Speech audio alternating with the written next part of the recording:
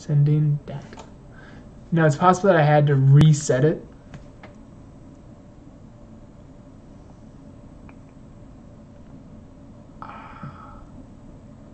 And I hope that it's as simple as that. Whew! Look at that quality. Premium. Okay, now it's on YouTube. Premium quality. YouTube's quality is garbage. Isn't that funny?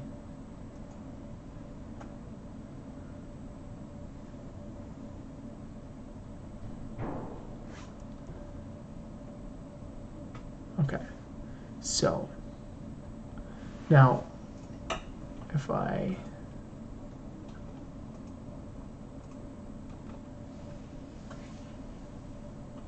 Excuse me?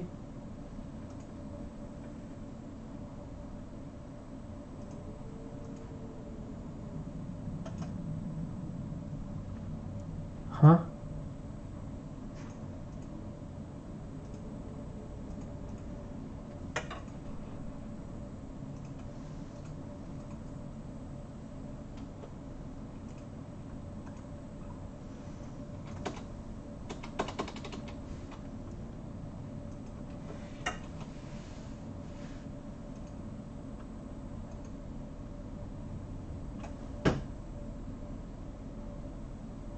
This isn't invalid because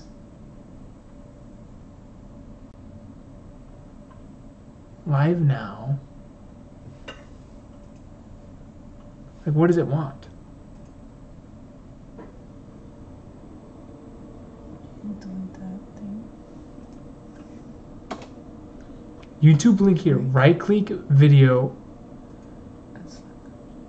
Okay, well this is the video. Copy video URL or embedded code? Copy video URL. How much you want to bet it's that?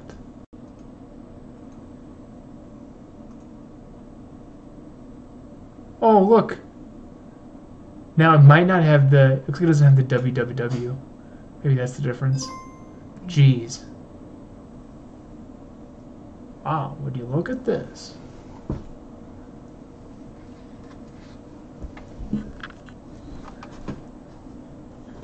Have a great day. Hello.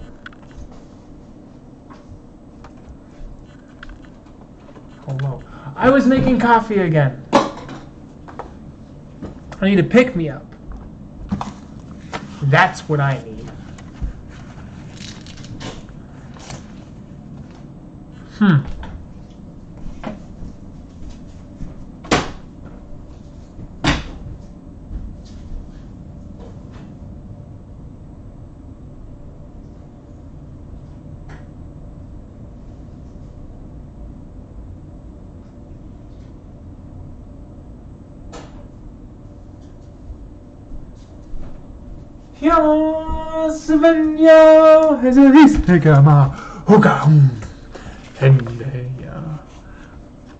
I'm ending my stream today now. Thanks for tuning in. Have a great day.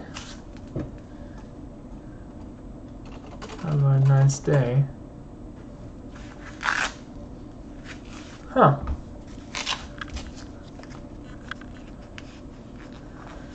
Okay. Now, if I were to go here,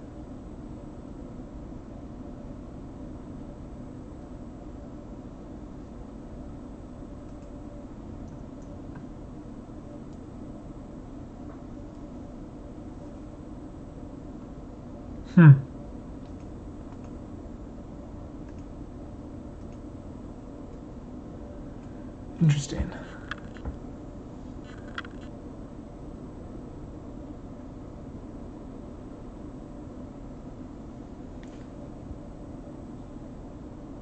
These people got some interesting things.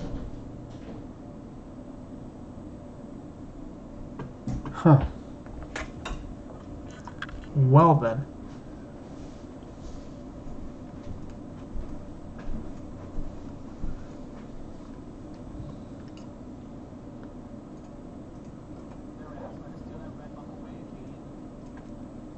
I gotta keep that live.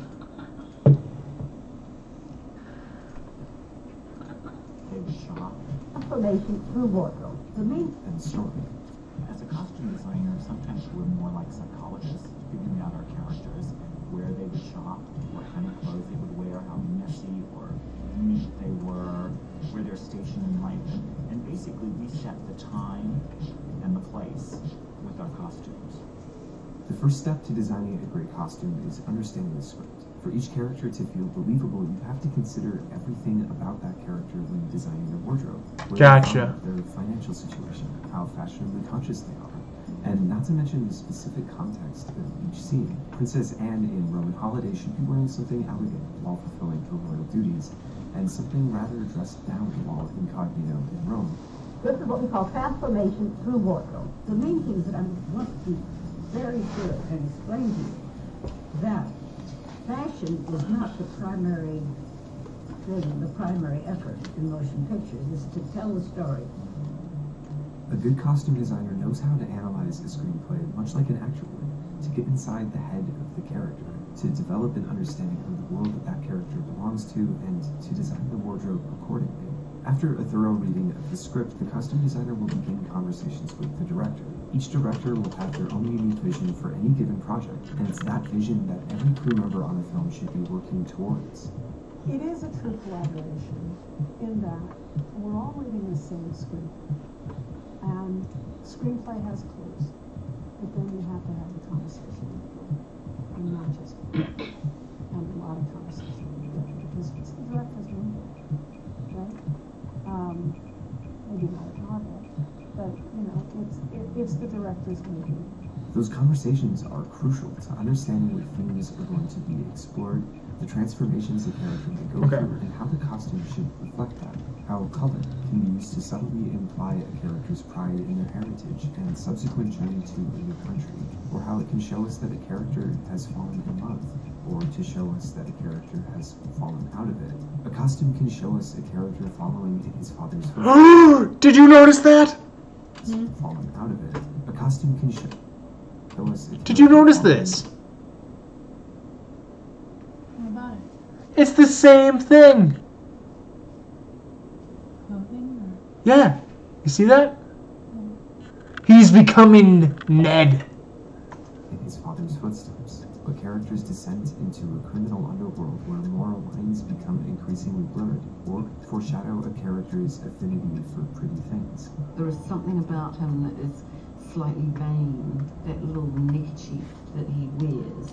So again, it comes back to starting to let the audience know beforehand that there is something about Smeagol that isn't as endearing as a hobbit. There are endless possibilities for costume design to contribute to the storytelling, and that's something that the costume designer and the director will work closely together to achieve.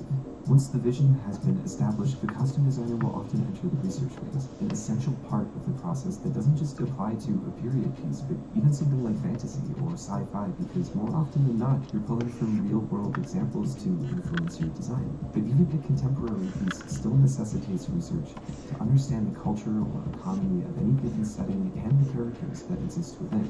Creative license is often taken, the level of which is ultimately up to each director and designer, but regardless of how much liberty is taken with the historical references, it's still important to have a base level understanding of the history governing the clothing so that the work feels grounded in reality.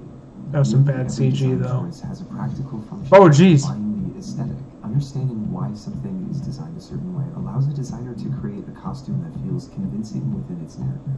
This, of course, involves further collaboration with other crews, such as the hair and makeup department or the production designer, to follow the same guidelines as far as color palette or tone, to make sure that each costume can fall into place within the larger tapestry.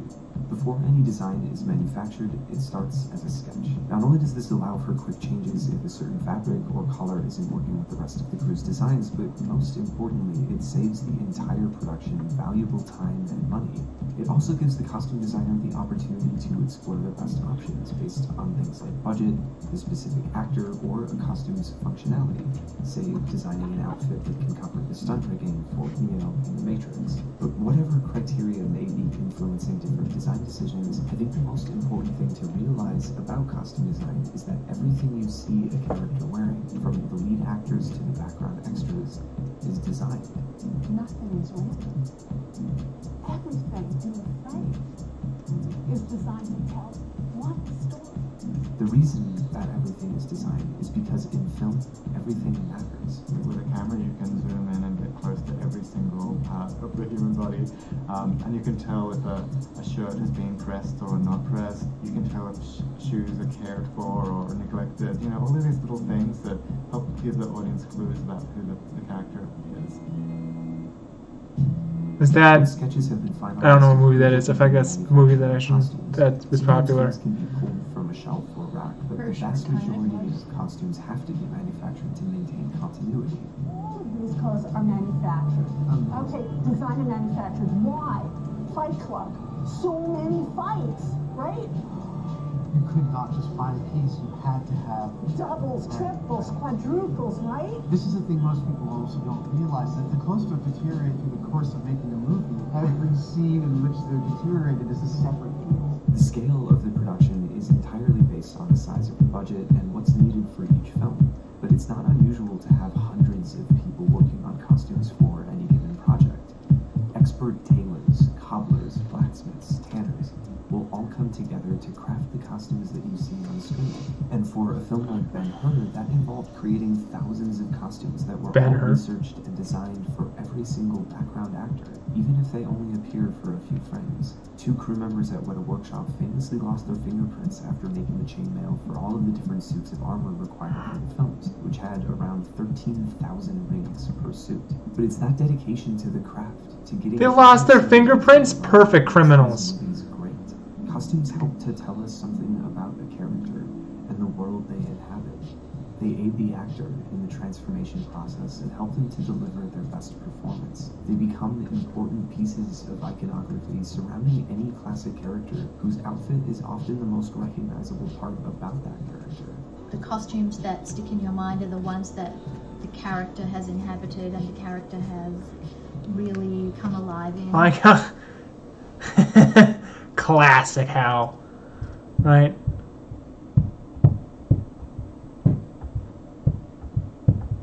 Huh. And that's why you remember them. That's the goal, I think. And just like a costume designer will create an iconic look to help tell a story, you too can tell your own story by how you choose to dress. But picking out clothes can be hard. Stores don't always have the right size or style that you're looking for, and it can be frustrating to spend hours looking only to walk away empty-handed. Most of you have probably already heard of Bombfell, but for the uninitiated, they're a website that pairs you with your own size. Oh geez, this whole video. They work off of details like height, weight, body type. Done with it. That's very clever of them. When many designers talk about stripes, they tend to mention how much they stand out. The stripe is possibly the most noticeable pattern. The immediate and repetitive change from one color to another calls attention to itself, which explains why caution signs are almost exclusively striped, along with other things you need to see, like lighthouses, signaling flags, and the old-fashioned barbershop pole. And so it's no coincidence that the most famous cartoon you're always trying to look for has a striped shirt. He doesn't blend in. The designer of the IBM logo said it right. Stripes attract attention. The visual power of the pattern possibly comes from the inability to distinguish a stripe's foreground from its background. There's something visually confusing about the layers of a stripe. Notice how every optical illusion or hypnosis video uses stripes. There's even an evolutionary theory that zebras wear stripes to confuse predators of their number and distance. It works so well, humans copied the technique for World War II battleships. And remember that none of these traits apply as strongly to other patterns. That's not blending in anywhere. Just saying. Just saying. Stripes are the most extreme. Stripes are different, and these unique properties of stripes have made them powerful symbols that have eventually evolved into signs of oppression, deviance, freedom, and daring style. No matter where stripes are, they are never subtle. My goal for this video is to talk about the theories of design and symbolism of the stripe in art, history, and design, and apply those ideas to the stripes in movies. The significance of stripes in cinema is actually surprisingly under-researched, but the meaning of stripes in art and design should apply to movies as well, if not more so. Michael Pastoreau, an author of a book on the history of stripes, did have one one movie in mind when discussing the power of stripes historically. Spellbound by Alfred Hitchcock stars a man with a phobia of lines against a white background. A man with an actual fear of stripes. I doubt a movie could pull that off with any other pattern. And it just goes to show how the contrast of stripes has massive appeal to the eye of the filmmaker. If stripes can literally be somebody's phobia in a movie, they must mean something.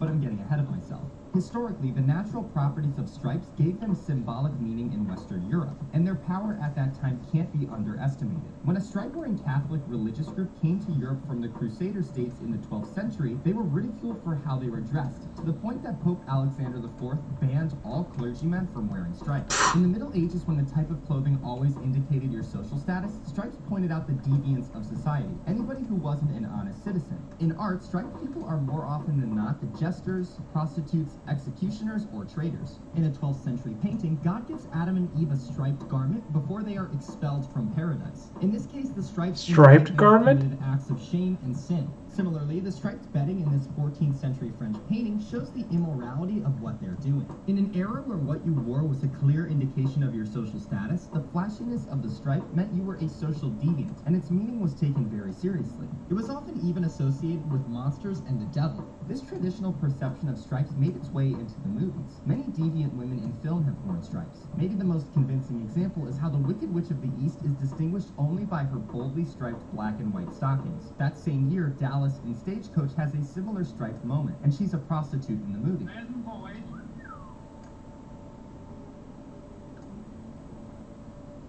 Possibly originating in the penal colonies of America, prisoners also wore stripes as a uniform. Again, it's a classic sign of the deviant, and movies are no different. And while the stripe as a badge of shame continued, later centuries introduced That was a good movie. interpretations of the pattern. Starting in the I don't remember the 16th century, movie. stripes shifted from being strictly diabolic into tamer, eventually positive meanings. It became a uniform for servants and found its way on textiles, integrating its way into the home. Most importantly, however, is the American Revolution introducing the striped flag as a symbol of rebellion. They took a pattern used for the prisoners of the American South and made it their battle cry, showing how they felt like prisoners under British rule. The French followed suit, and from then on, those in favor of the movement of freedom could wear stripes to show their support. Really, the stripes meaning hadn't explicitly changed. It's still a sign of an outsider or a deviant, as the revolutionaries clearly were, but it's no longer exclusively negative. Movies show these multiple interpretations of the stripe. In some cases, the pattern is a sign of the delinquent. In others, they are worn on purpose to signal somebody unique.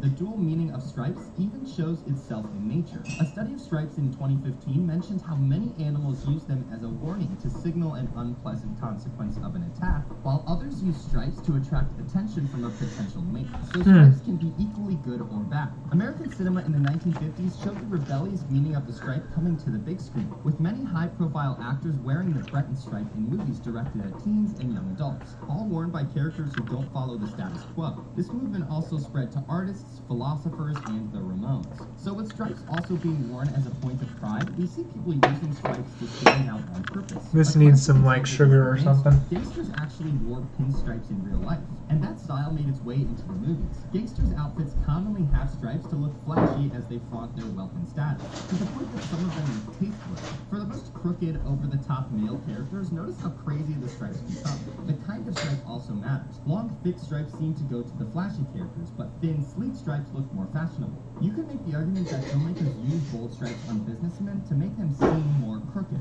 but stripes can also look very chic. Bold striped shirt calls for solid colored or discreetly patterned suits and ties. The more pronounced the stripe, the crazier. Filmmaking has certainly taken advantage of the disorienting nature of the stripe. It's no coincidence that a striped cat is an illusionist, and the introduction to Psycho works because the imbalance of the stripes looks off, like the slicing of a knife. There's also a complicated relationship between stripes, children, and hygiene. Michel Pasteur's study of stripes mentions how underwear and undergarments were completely white because the people of the Middle Ages saw dyes and coloring as a form of contamination, while whiteness was pure and healthy. As a result, no color ever directly touched the body. In the 20th century, however, the stripe became a way to add style to pajamas, towels, and underwear, while keeping some whiteness in the clothing. So in the current day, Prince George is always wearing stripes because it has become a symbol of hygiene. But there's also a little bit of the original meaning of stripes, in that children are playfully deviant, not quite fitting in with society completely. And so some filmmakers use stripes to invoke a childishness to characters which is in its own way a form of deviance. Ever since the jesters and jugglers in the medieval ages, mankind has had an understanding that stripes can also look childish, silly, and funny.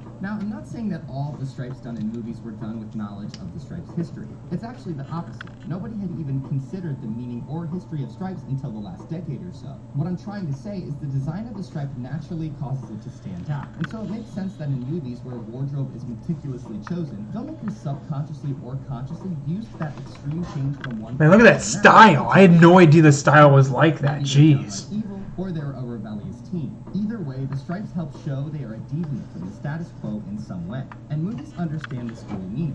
Think about the title of The Boy in the Striped Pajamas. In one sense, striped pajamas are a sign of fashion, comfort, and the playful child. But the audience knows the real reason his clothes were striped. The movie's title plays on our culture's multiple interpretations of the stripe.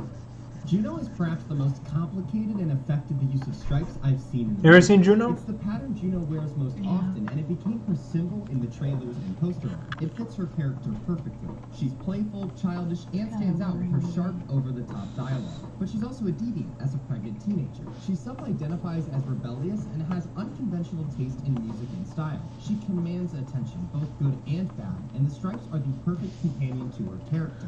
But no matter what they're used for, stripes always stand out. They made Joseph's coat stand out in the Bible, and they complement Juno's uncontained wit. We're just starting to see more research into the symbolism of the stripe, and I invite you to look into it yourself. I recently noticed the evil gremlin is named Stripe, and it totally fits with the original association of stripes with monsters, and how he's a deviant as the gremlin that's the most evil. I'm sure there are tons of other examples of stripes in movies out there I haven't come across. Check out nowyousseeit.blog/stripes to see all the examples of stripes I have compiled so far. If you think of any stripes in movies or come across any in the future, there's another link where you can submit the name of the film, who wears the stripes, and what the possible meaning might be in the description. I'll continue adding screenshots to make the first compiled collection of stripes in film available on the internet. Graphic designers have understood the power of stripes for a long time, even before there was any research on them. The IBM logo is a famous example, but you can also look at Adidas, Apple, and AT&T to see how companies use stripes to convey speed and going against the status quo. Professional logo designers are some of the few people who do understand the meaning of the stripe.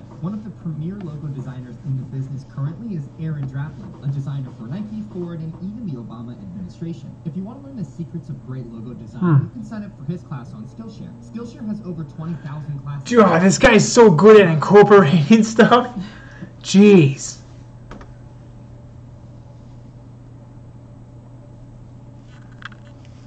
Huh. So good.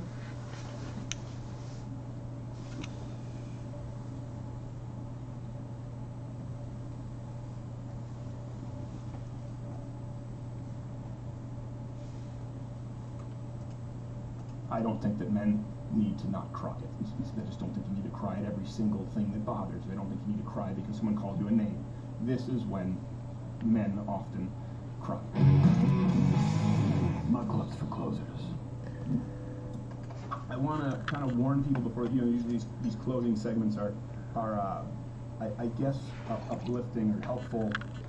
Brandon has some fans crowd at closes, and so now we use that on YouTube. Thank you for the idea. But I want a warning when they're who is having a good time. I don't want to ruin your day. This one is a little bit sad, hopefully helpful. So if you need to grab some time, I'll come back to this later.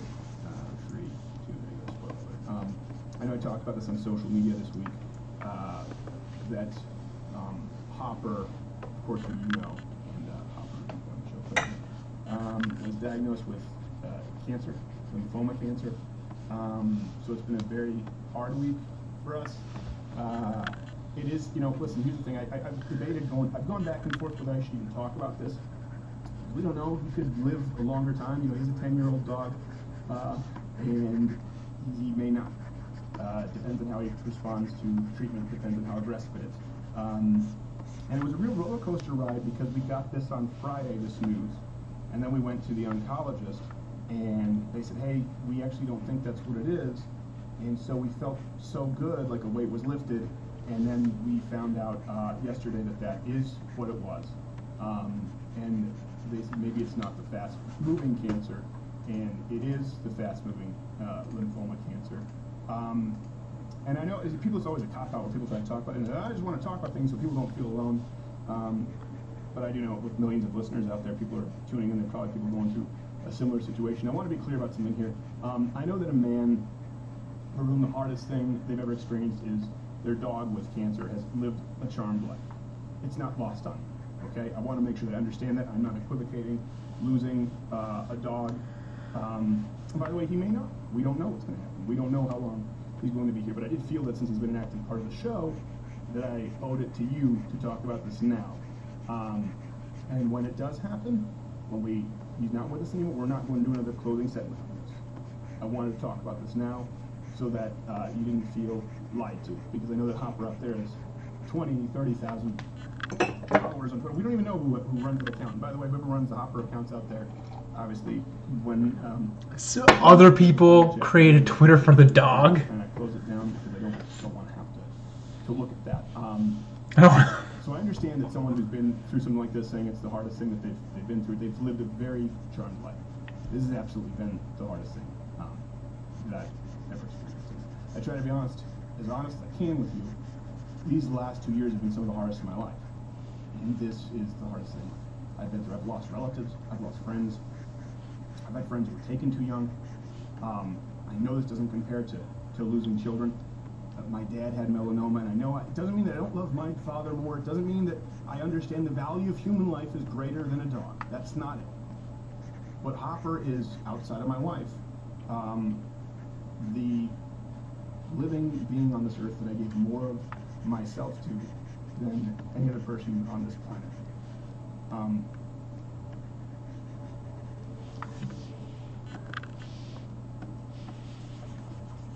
That's funny, Doc. And there's no more honest way to express it. I don't know. I know this is the kind of, you know what? I don't care. Someone will take that and turn it into a meme.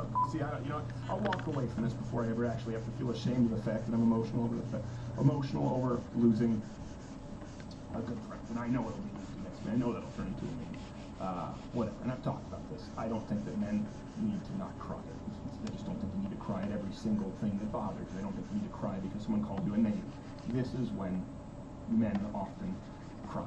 Let me kind of give you some information on Hopper because you see him, but you don't really know the whole story. I prayed for Hopper. I really did, my whole life, and he's really been a gift in my life and my family's life, and he's been the best gift. And I poured so much of myself. I never had a dog growing up, and I wanted one. I begged, I pleaded for one. I had all the dog books. I watched the dog shows on TV. I knew every breed. I knew the training methods, but I couldn't have one because I was raised in an apartment. And by the way, this is going to come back to something that's hopefully helpful for people out there. So you don't just need to shut it off because it's sad. And I learned a lot this year. Not that cheesy, this dog taught me more about, it's almost like this dog was rescuing me. It's not that. But I did learn a lot this year. Couldn't have a dog when I grew up because I was raised in an apartment. Little 3-bedroom on Reed Street in the South Shore of Montreal. You run a search on that right now. The only mourning over a death that I've done was over the dog. Once I've been married for a couple of years, I decided... Not my grandma, not my grandparents, not my cousins. The dog. And see, Right. At this point in time, I should clarify, I parted ways with Fox News. I sold some script rights. Was getting burnt out with stand-up. I was in Western Michigan, kind of floundering. I was depressed. I'm going to grab some water here real quick, so those who are listening to this, really sorry. It's just, my mouth is drier than usual. Keep it real, man. People say they're actually keeping it real. They'd be crying if they were. I was depressed, and I've talked about this before. My wife didn't fully know how depressed I was, because I'd be up for her in the morning, and I'd be off to the gym before she left for work. And after the gym, I didn't know where I was headed. In my life, I didn't know where I was headed. I just knew that I had to keep moving. But I decided that it was the right time to fulfill a lifelong dream. I wanted my whole life. I wanted to have a dog. Again, I know it sounds silly, but when you're a kid and all you want is good afternoon, all. have a dog. It's a big deal. So around Christmas time, 5 years ago, 6 years ago, I started looking on Pet Finder. And I actually became a volunteer at a local non-kill shelter, which required a certain level of training that you begin with. Had the books, I watched the training videos, and I was going to be the best dog owner ever. Hopper popped up on Pet Finder, and I remember the lady bringing him to our house, and he was so nuts at first I met him with energy because he'd been in a crate for so long. And by the way, I want to make sure no one thinks that she was not abusing the dog. She ran a rescue with her best friend, And she lost her best friend to cancer. Milana, it's been a crappy 2019. One of my wife's best friends just got diagnosed with pancreatic cancer, and obviously now it's been a rough few months, but I'm still grateful. It's a day above ground, and there are people having a whole lot worse. So people out there who have it worse, don't think that I'm comparing my plight to yours. There's a lady who ran the shelter, that's what I was talking about. She How obnoxious that he has to constantly be like, look, I'm not saying. She had another house, but her friend died of cancer, and so she was overwhelmed. And she had to cradle out of the dogs, because not all dogs get along. And Hopper had always been a people dog. He's a super easy dog, and you know this. As long as he's around his people. The reason he's not in here now, by the way, no, he's not dead. People are like, where's Hopper? It's just because there are other people around right now. He'd rather be in the room where the most amount of people are. But he doesn't do well in a crate. So he came in the house, he was buzzing around like crazy. He immediately rolled over, put his paw on me, and licked my face. But my wife and I, remember, we decided that we weren't just going to take the dog in our first meeting. We were going to talk about it, we were going to be disciplined, which I remember the rescue lady seemed really surprised. And I felt bad because she made a decent trip out to us. It was a little ways. I mean, she shouldn't have been so surprised. At that point, she was effectively bringing a fat, three-legged, balding, alopecia dog with Lyme disease. She was like, we'll take it. But he wasn't always the Hopper that you see today. But I told her we'd give her an answer the following. Like I said, this is hopefully going to tie back in. This is me taking time for me here. But we really had already decided. The next day we drove out, we meet her, we meet this lady. Between our place and her place, took him in our old Explorer. It was the Taurus. I don't know, he ripped the steering wheel off the Taurus when we took him to the outdoor shooting range. We parked a mile away, and he still heard he took the steering wheel off of our Taurus. I remember she told us that first night. She told us that we had to crate her. That no matter how much he wailed, no matter how much he complained, to just stick it through, you gotta put him in the crate.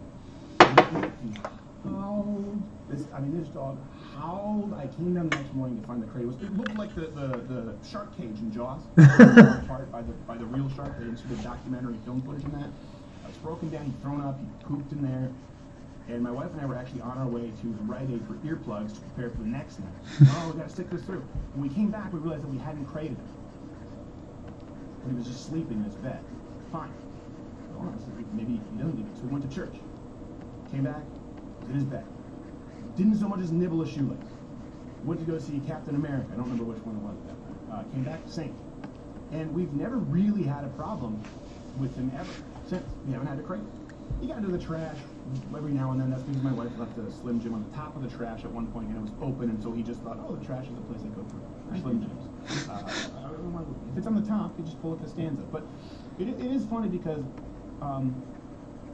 when I heard what the doctor said, I really could remember. It's one of those things, people say your life flashes before your eyes, but when you're about to lose something really important, everything that's important about that person, that thing, floods every part of your brain. Things that I didn't even know were in there, from how I used to sleep on my bed next to my desk in our den back when we did the show, and it was in a den. He was right next to my desk every single day. He used to ram his head if the door was closed, just boom. You'd hear him go. I remembered serving him sardines on the old front porch and trying to eat them myself and almost throwing up. I remember teaching him to sit, to stay.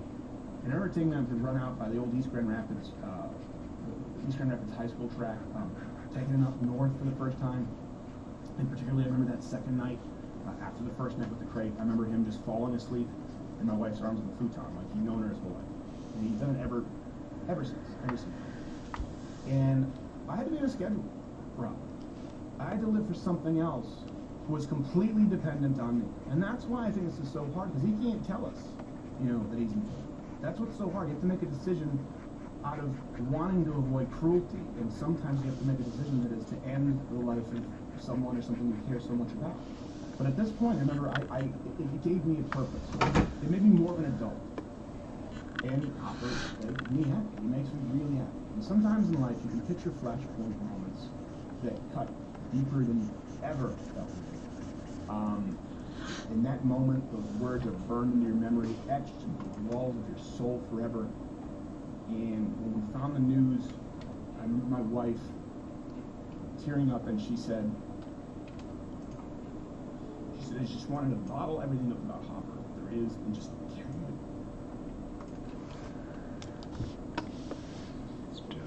She said she just wanted to bottle up everything that was about Hopper and just carry it with her. terrible.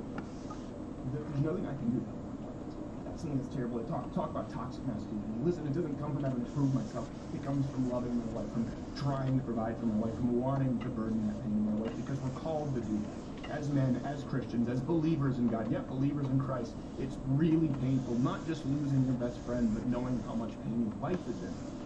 And there's nothing you can do. Some people get some great gifts in their lives, and Hopper really was the best.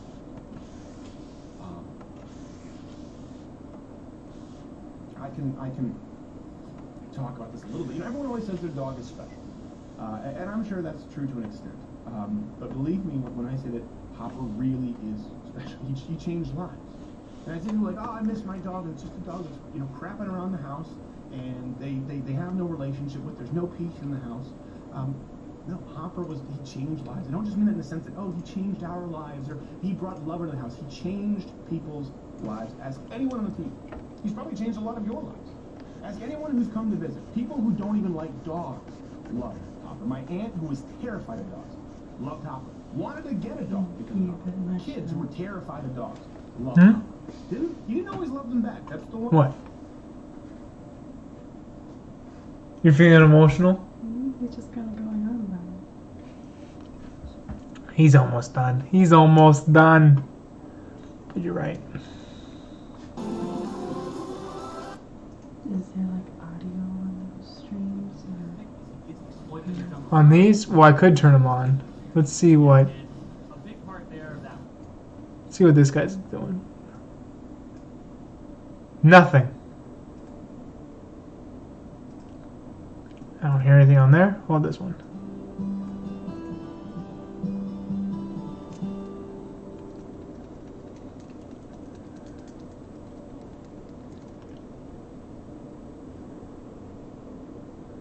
Okay. Well, this one. Okay, wow. Well, me. Speak from your tanks, and nothing has happened to Zach. Okay. Nothing has happened to him. Aftershock's been the same for him for a long time. Nothing's happened to him. It's all the champions around him that have kind of have to change a little bit. And with people not being as focused on level 2, zoom shot, Camille, get in there, get those crabs, then Zach's gonna come back. Yep. Unless the rest of the junglers are pressure. The less pressure there is to squish the goop monster out of the jungle, the more he's going to find his way back into the game. And notice how it's Smithy. He went for that enemy blue, and then immediately he passed towards the bottom side of the map. He might catch them off guard here. Golden Guardians look to make the play, but now they have to retreat. They're the ones who are going to be caught out. This contract's losing a little bit of HP. Ole also going to be taken low. Oh, Team Liquid. Big brain. I saw Core JJ, and I was like, why does he look so familiar? And being the brains of the team, recognizes that his opponents would notice that he did that bump to bump, and thinking, all right, how's he going to exploit Zach? Here's our counterplay. Well, he's 2 steps ahead. Exactly. He got the bus on top side. Double lift is dead. Look at that. Look how little health he has. Before he even does some food. So he was hanging around there, kind of knowing something like that might happen. And I don't think this is going to give them too much info. Give them camps on this side. So you're basically seeing what is up here. Is that how far Ash's arrow goes? Elimination, though, does tell you that he is. That's like the whole map. Yeah, that's something that, you know, a lot of people don't always take into account. We saw the camps, but he wasn't doing any of them. So he's either back or he's on the bottom side here. Pushing up the top side. Sioner got matchup. Loyal viewers at home, for those of you who watch a lot, I figure you're probably pretty familiar with this matchup by now. We've seen quite a lot of it over the course of the past few months.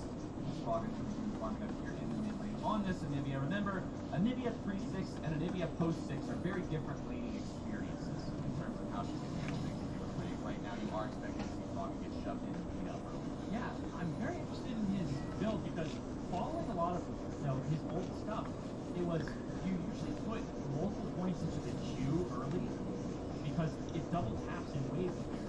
So you can like double tap past him. He only has 1 in Flash Frost, and then he's put 3 points into his E already. When normally I think it's 3 points Q, then you start maxing E. And you just care about wave 3. You don't care too much about trading damage.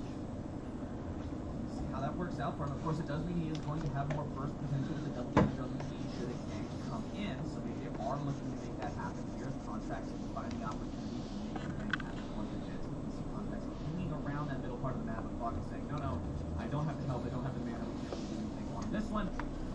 Blades here on the bottom side. side. Toppin's impact being a nice little decimating smash down to Haunter there, but he can't follow it up with anything. Contracts shows back up bottom side, looking to make the stretching strikes. Happen down to Core JJ, but that with a good spell shield to block the tongue from Ole, and he's Team Liquid feels just fine. Yep. They know where he is too, so Smithy gets a good back off there. I wonder if Froggen and Unsealed Bubble will go for a Fury just to get some mana back in the game. I forgot that Summoner spell existed. I honestly did. I always have that pop up at some point, almost once or twice every season. Smitty will now move in, secure that Scuttlecraft for contract. TY for leash, less than 3 in the all chat. Thank you very much. That impact is taken very low here on the top side. Fishing for that harpoon. Those are good sound effects. Just outside the HP threshold. Impact keeps himself in good enough shape for now, but that's a scary situation to be in. Yep. Well, that doesn't quite reach Froggen there, who has the teleport. Not going to go for clarity. Actually, just going to go for a full purchase to get the tier. Then, yep, Wants to get the tier. Wants to get the tier. Make sure he starts stacking out. Ole getting himself away from the initiation. TL trying to make the play here on the bot side. Core JJ very low, down about 300 HP. Dude. Oh.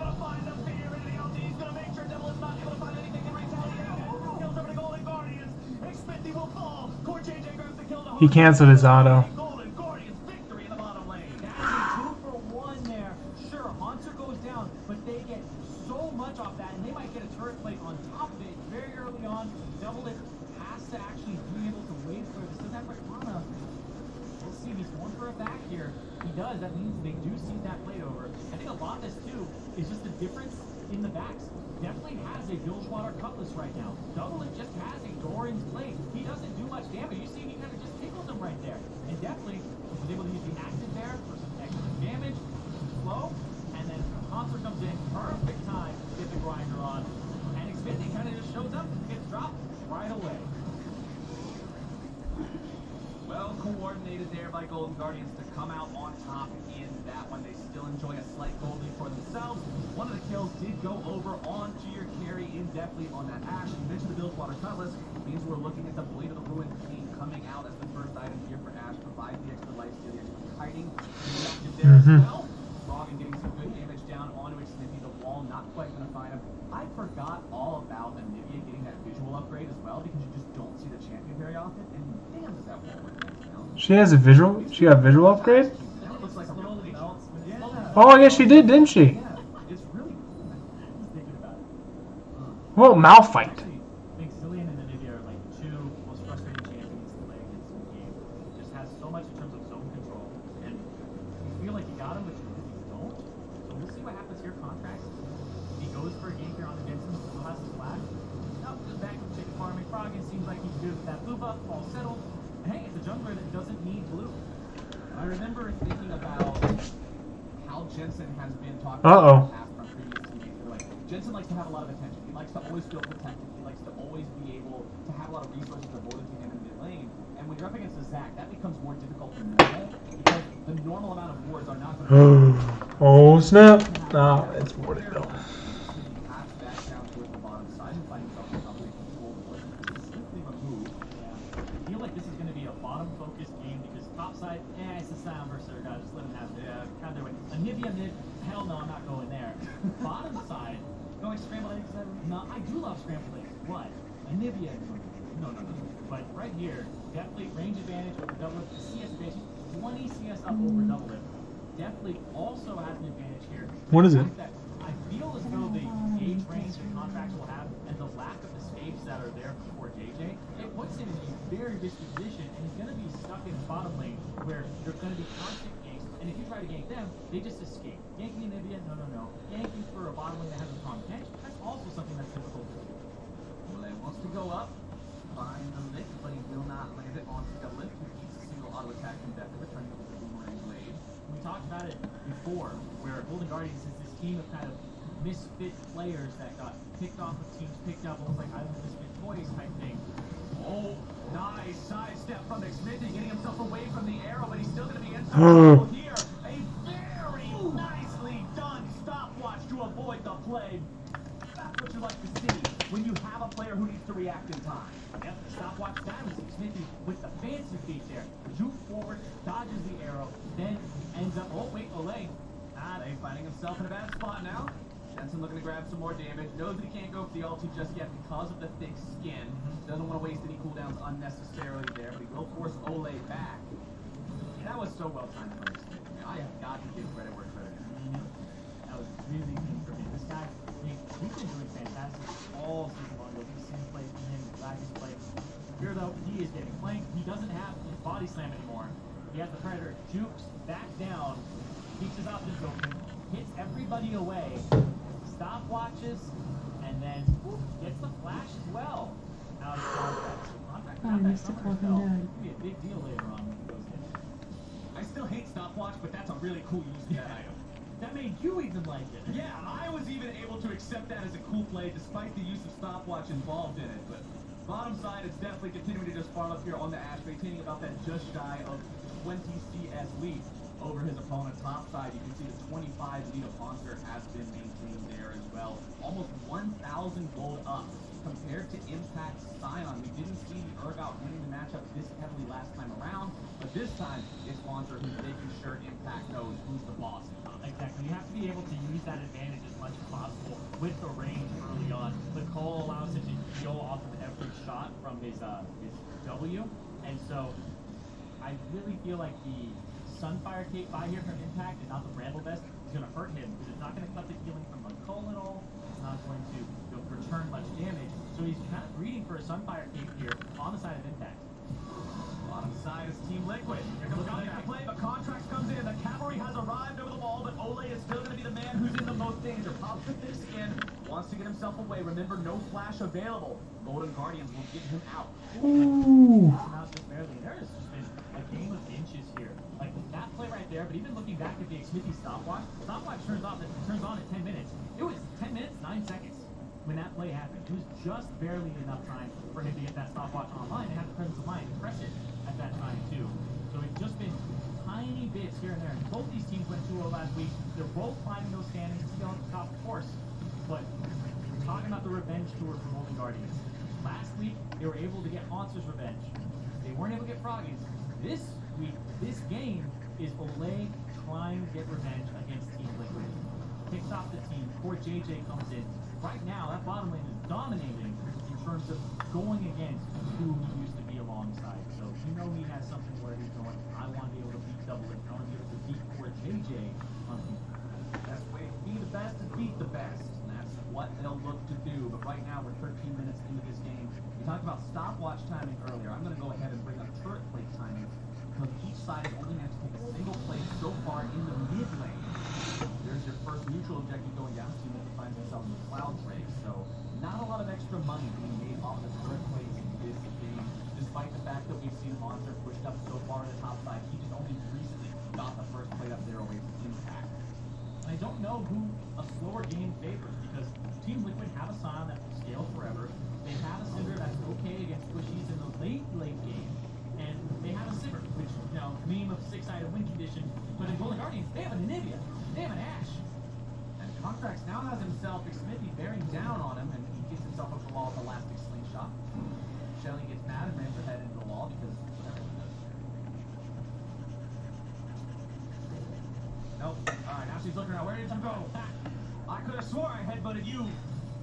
Monster will keep this lane pushed up the entire time, though. Impact has that TP available on the Scion, but Monster's making sure if he ever wants to use it, he is losing out as that opportunity cost. Bottom side, double lift. Keeping the farm a little close. And by a little close, I mean at least he staunched the bleeding. It's still a slight gap between him and Deathly. But this is double lift. This is a guy who's been a premier 80 carry in the LCS since its inception and has stayed relevant for that damn long. Not just relevant, but at the top. So if there's anybody who can play from a little bit behind and you're not worried about him, I would say it's double lift. Yeah, I mean, he knows how to kind of play with that. Ooh. That was a little bit of a wacky interaction. Yeah, but he doesn't have Thorn Mail, so it's not really going to matter. He doesn't have the Bramble Vest, so Impact just getting back lane, creating some damage, and I feel like that just gives Monster kind of a free lane. His Cole will pop soon. He's 40 CS up, close to being 40 CS up. It's just this massive lead in both bot and top for Golden Guardians. I'm surprised there aren't bounties on the other team because of this farm. Monster level 11 too means a stronger ultimate in this next fight whenever it does break out. We have really only seen a couple so far. Golden Guardians looking towards Shelly's not a particularly intimidating objective. She doesn't do a ton of damage. Just takes a little while to bring her down. Xfinity and Core JJ want to rotate over this one as well as Jensen just to make sure that Contracts and Golden Guardians don't pick it up for free. Yep. See how much they end up going for here. Turret plates are down. Bottom lane looks like where the play is going to be. If they stay too long, Golden Guardians, they're going to have to get out right now because Double Lift going to come in for JJ and friends. There we go, on the hunt. Team Liquid looks to make their play. They're going to get Ole away from Deathly first, so we cannot use the Devour to save the AD carry. Well coordinated, well done, well played. Hit 2 kills to Team Liquid. And you have to look at that and just be like, why the hell they stay so long? It's because the vision game was so strong for them. The control wards all throughout the bottom side river. They didn't see that coming until poor JJ was already bot lane. Easy pickup there for Team Liquid, and even more importantly, it translates into first turret. And now that gold lead that Golden Guardians had built for themselves over the first 15 minutes has completely evaporated. Golden Guardians wants to retaliate by grabbing themselves a Rift Herald. It looks like Team Liquid will not move to contest this when they recognize they don't have enough bodies in the right place. So that one goes over to Golden Guardians, who will pick up the eye. Yep, they finally get it. And see if they're able to convert that into anything. But this was just such good vision play here. And another thing that's the kicker here is Smithy and Jensen had just contested the Rift Herald on the top side. They pushed him away, and they went, do not pass go, do not collect anything in, go straight to bottom, and they were able to pick up Deathly, and then they're able to pick up Ole on top of this. So they reversed the bottom lane completely here, and that turret is gone. And we applauded Core JJ for good support play earlier, and I'm going to applaud him here again, because he made sure he kept the Ashe away from the Tom Finch. We talk about this champion always denying plays and making it so hard to make a move on the carry. Well, Devour is point-blank range, so if Tom Finch can't stay next to her, he can't save her, and that's one reason why that play succeeded as well as it did. Team Liquid now enjoy that gold lead being erased. As I said earlier, they're up a turret, they're just sitting back, happy to farm up. Like you said, you've got the late game Scion team, you've got the Herald win condition. Red Herald summoned up here mid. Froggen would clear out the mini wave and make room for Shelly. Step on up. Shouldn't be any way for Team Liquid to stop this one. See ya. There it goes. Pick that one up right quick. But shall I get another charge off? I feel like it's a no. No, she's sent packing right back where she came from. No longer welcome here in mid lane. Blown out before the party's even over. Feels bad, man. But Golden Guardians are not going to find a little bit of damage down on Core JJ. The stun comes through there, but it costs the ulti to immediately get ready to counterattack. Golden Guardians recognize and back away. Yeah, that's 2 ultimates blown right now. They're trying it. Oh, Xfinity. Ole, you gotta get to him, man. Ole's trying to save him. Ole needs to get in on the Devour, and he's gone. And he'll keep his 80 carry safe as the TP comes in from the side of Team Liquid. A nice arrow from Deathly makes its way on a double lift, but considering Deathly's only at half HP, Golden Guardians do not want to go any further. Yeah, they wanted to get that retaliation, maybe hit a frontliner, somebody a little closer, but it went right by. Mountain Drake is up right now, and that's why the 2 ultimates blown from TL, now 3, is something they have to worry about coming into this. But Golden Guardians, they're healing up Deathly off the minions with the Blade of the Ruined King, but Froggen and Contracts both took damage from Jensen while walking through the Tribe Rush. Team Liquid has a massive health bar advantage going into this. Xfinity on the strike. Contracts goes in, works himself through the ultimate, stays unstoppable, force of the path in, and the Drake is secured by Team Liquid. Contracts is left as the sacrificial lamb, and everything's coming up with. And I feel like going for a flank there is not the best idea. Nivea doesn't strike me as a flanker, more of a front-to-back team fighter. So if you're looking for something like that, that was probably the better approach to the play. And Ole, he's gone. Ole got himself out of town, but he left a little bit early. Oh, he's back. The TP comes back down, but Xfinity is here through the 2. First back into a 2 versus 3, now a 3 versus 3. Definitely makes his way into the fight here too. Harpoon into Core JJ, seeing if maybe they can finish him off, but a good flash will keep him safe from the further slows. Golden Guardians won't lose anyone, but they won't find anything either until they push this turret. Yeah, they want to get this turret. Top lane, Double Lift is up there, and he's actually pushing that top turret. He's not going to get it here. He's going to go into the river and find what he can. But the gold still favoring Golden Guardians a little. But look at Xfinity. Froggen's in some trouble. Very nice play from Xfinity, making sure Froggen doesn't get value out of the passive here. He'll try to get himself away. He finds some damage. He goes into stasis. Contract will make sure they get that value. Oh, he stayed alive so long. The flash and then the stopwatch afterwards. That was another good stop. That was so good. Able to make sure that they get the counter there. That's one where they put so many people from TL to just try tag it Froggen, and it wasn't enough. It still wasn't enough. He has so much in terms of defensive value here with a lot of Aegis stacking. He's gonna have that Archangel defense leading to the Seraphim right here. Ignite ticking on him. Jensen doesn't have the mana to do much about this. He's just throwing what he can at him. He doesn't have enough for another ball. And then Froggen able to dodge out from poor JJ. The wall in the same spot. The boomerang play. The Zanya's on the back half of it, so he doesn't stop. Gives him enough time for contact in there, and then they have to commit afterwards. That was flawless on the back end. For those who don't know as well, Anivia's egg, early levels, it lowers your armor and MR when you go into the egg. You get scrambled really easy. Later on, you're a dinosaur. That thing is incredibly tanky and gives massive resistance bonuses that makes you deceptively hard to kill once you go into it. Core JJ, pretty hard to kill himself, but he will be brought back to the rest of the Golden Guardian. And Raga shows up, gonna chain CC, drop the stun, the frostbite there. As Xmithy looks to find one in return, contract's taken very low, doesn't have the passive ready to go, and Xmithy makes that kill happen. Definitely with the flash over the wall, gets himself away from Impact Dolphy, and it will be a 1-for-1 trade. Now, 1-for-1. Impact now in some trouble. Hunter putting the damage into him. Definitely wants to walk back up, but he's got to be respectful of Xmithy. When the line comes down, Hunter's caught out. Devoured to safety by Ole. Gets him out for now. Froggen trying to get the harpoon. They've got the harpoon, but will it take low out? The corrupting potion is going. Hunter still kept alive. Somehow, some way, the Golden Guardian gets themselves out. Jetson barely gets out as well. That's intense. Jeez. So close on so many people. I'm surprised that harpoon was not ready to go. I don't want to do the math right now. That looked like it was going to be enough there. That corrupting potion had to just be a sliver away from ticking him down. Natural health regeneration can be a lifesaver sometimes. No, screw it, I'm doing the math. Okay, do the math. I will patiently stand by here as we observe the Vision game being played by Team Liquid. You can see both teams putting a lot of wards down around this barren area. So many red dots on the map from Team Liquid. Control wards, vision wards, picture wards, every kind of ward you could want is making sure Golden Guardians do not go towards that barren anytime soon. Olay will move up here. Just make sure that he's always ready, always in range to ult in and save somebody if he needs to do it. Ulti is ready to go on him. So a few more seconds for both Monster and Deathly to make those happen.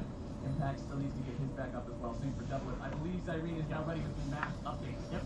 You have to fall below 25% health to get impaled. He was at 26% HP. 26.6. You don't get much closer than that, as Core JJ is now in a bad spot, wants more. Contracts trying to go over the wall, will be interrupted by the ward. Good job there, but the ward is going to make sure they grab him anyway. McSmithy wants to move in, see if there's a counterattack to be made, but the arrow finds its way in. Monster wants to find the follow-up damage. They've almost got him, but not quite, and Double goes to the killing spree and the counterattack. Impact is into the back line. A decimating smash. That was such a good Scion ult.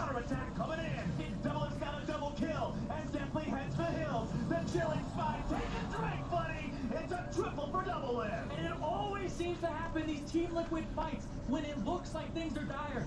Impact is like freaking Gandalf. He comes in from the right side. It's like, where was this guy the whole time? And he turns the fight around. He was Balrog, man. He was doing the side quest, and now he's back here, helping Liquid out, bringing in the team fight potential, and Team Liquid will take the Baron as a prize for that one. Feeling good.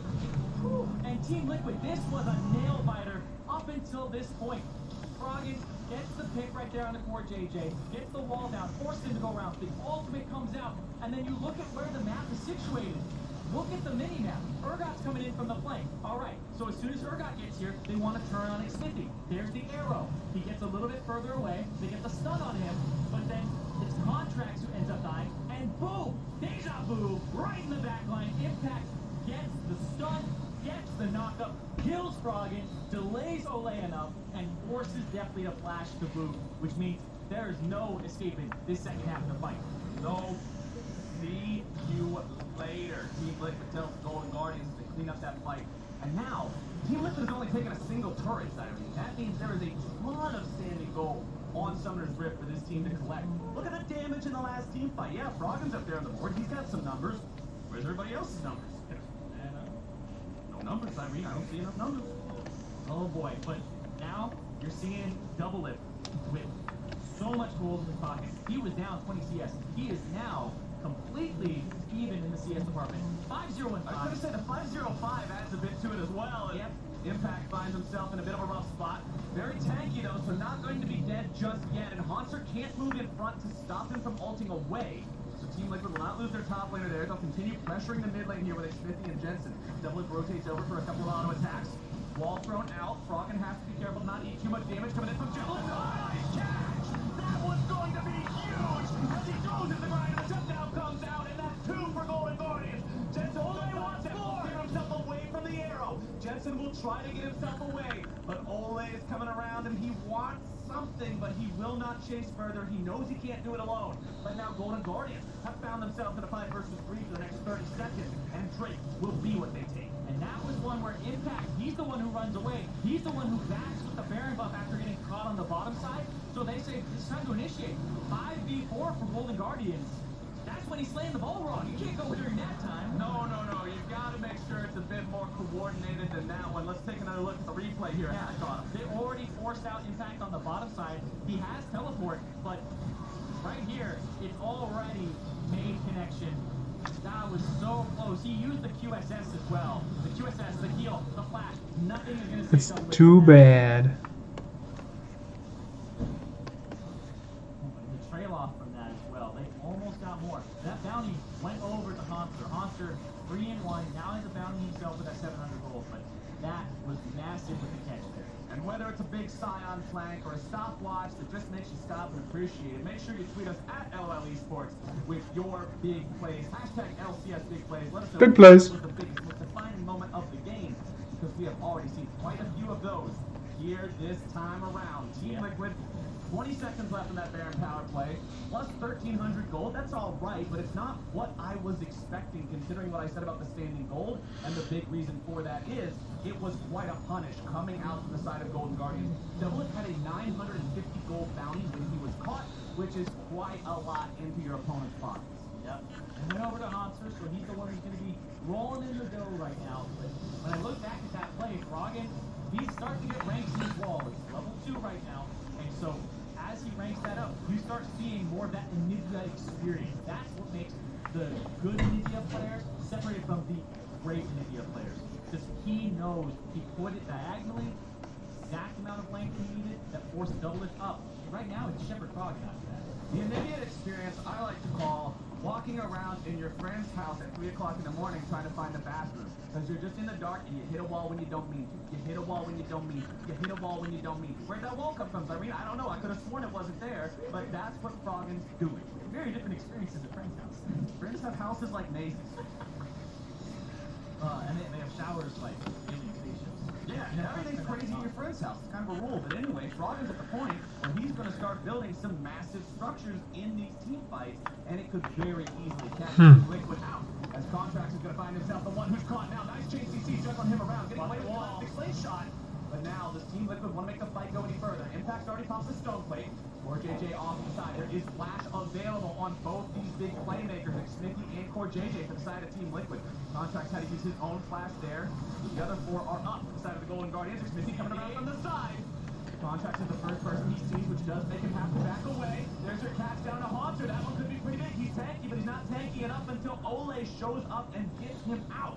The disengage potential with Anivia and with Ole on this Golden Guardian squad. We talked about it in Champion Select, and it has shown up so many times. Yeah, and it feels like a lot of this prioritization, item-wise, has actually been on armor as opposed to magic resistance. Haunter, he's running around with that right glory with, the Warden's Mail now, so Jensen will deal some damage to him. But then on the opposite side, he'll get Impact. He doesn't have anything like the Adaptive Helm, which you really want against Anivia. He's rushed all that, he rushed the Warlock, so he's just going to try to go for those team-out fights. And we'll see how these team fights start kind of shaping up here. Froggen gets to level 16, still now has the level 3 in the Crystallized, and that's what makes the difference in these fights, separating people, sectioning them off. The TL have to be very careful about how they approach those fights. It's only a 2K gold game. At the same time, Doubleth is as scary as ever. USS plus 3 fully completed crit-based items makes that a very scary carry threat. As Impact goes in, the wall comes out. Core JJ in the back to be able to find that enemy carry, and definitely is down. Team Liquid's already won the fight, but how much more can they find? Contract wants to get himself away. The passive will be wasted here. He goes into the bloblets and only buys a couple of extra seconds. Golden Guardians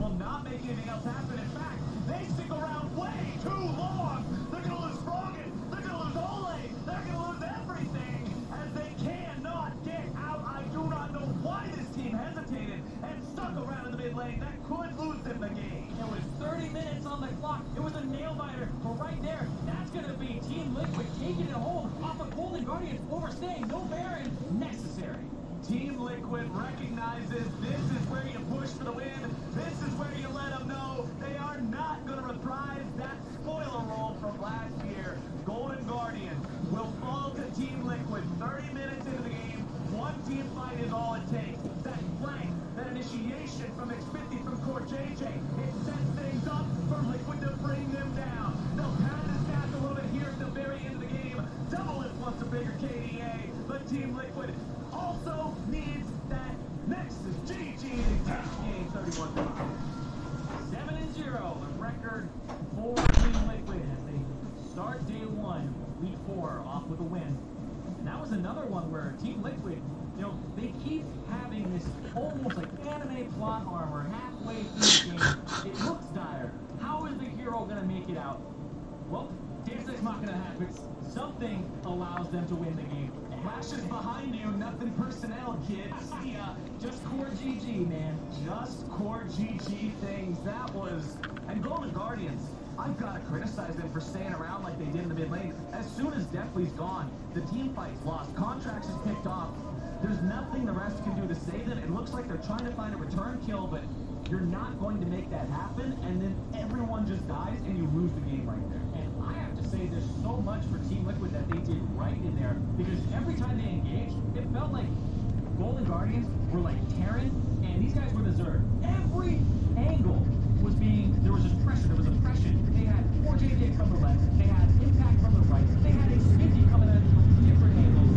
Everybody was on the same page when they were going to strike, and it was just this overwhelming swarm that came over Guardians.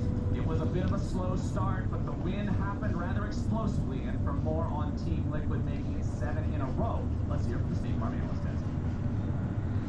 Thank you very much, Flowers. The win streak continues for TL, but Golden Guardians last week into today have really impressed. They made TL work for it today. I feel like most teams have. Yeah, like when I'm watching people play Team Liquid, it feels like the team that's playing Team Liquid is winning up until they lose. And it's just like, well, what is Team Liquid doing that's making them so strong once mid-game happens? It's just do one decisive fight or one decisive play, and then all of a sudden we lost the game. And it's just like, I'm crazy that they're able to do that. I mean, I like what Golden Guardians did to kind of get to that position. They kind of stuck to their guns about focusing more on late game team fighting. They took the Ashe that you were highlighting. Maybe we'll talk about the build. But they still had a really strong front line, lots of engaged tools.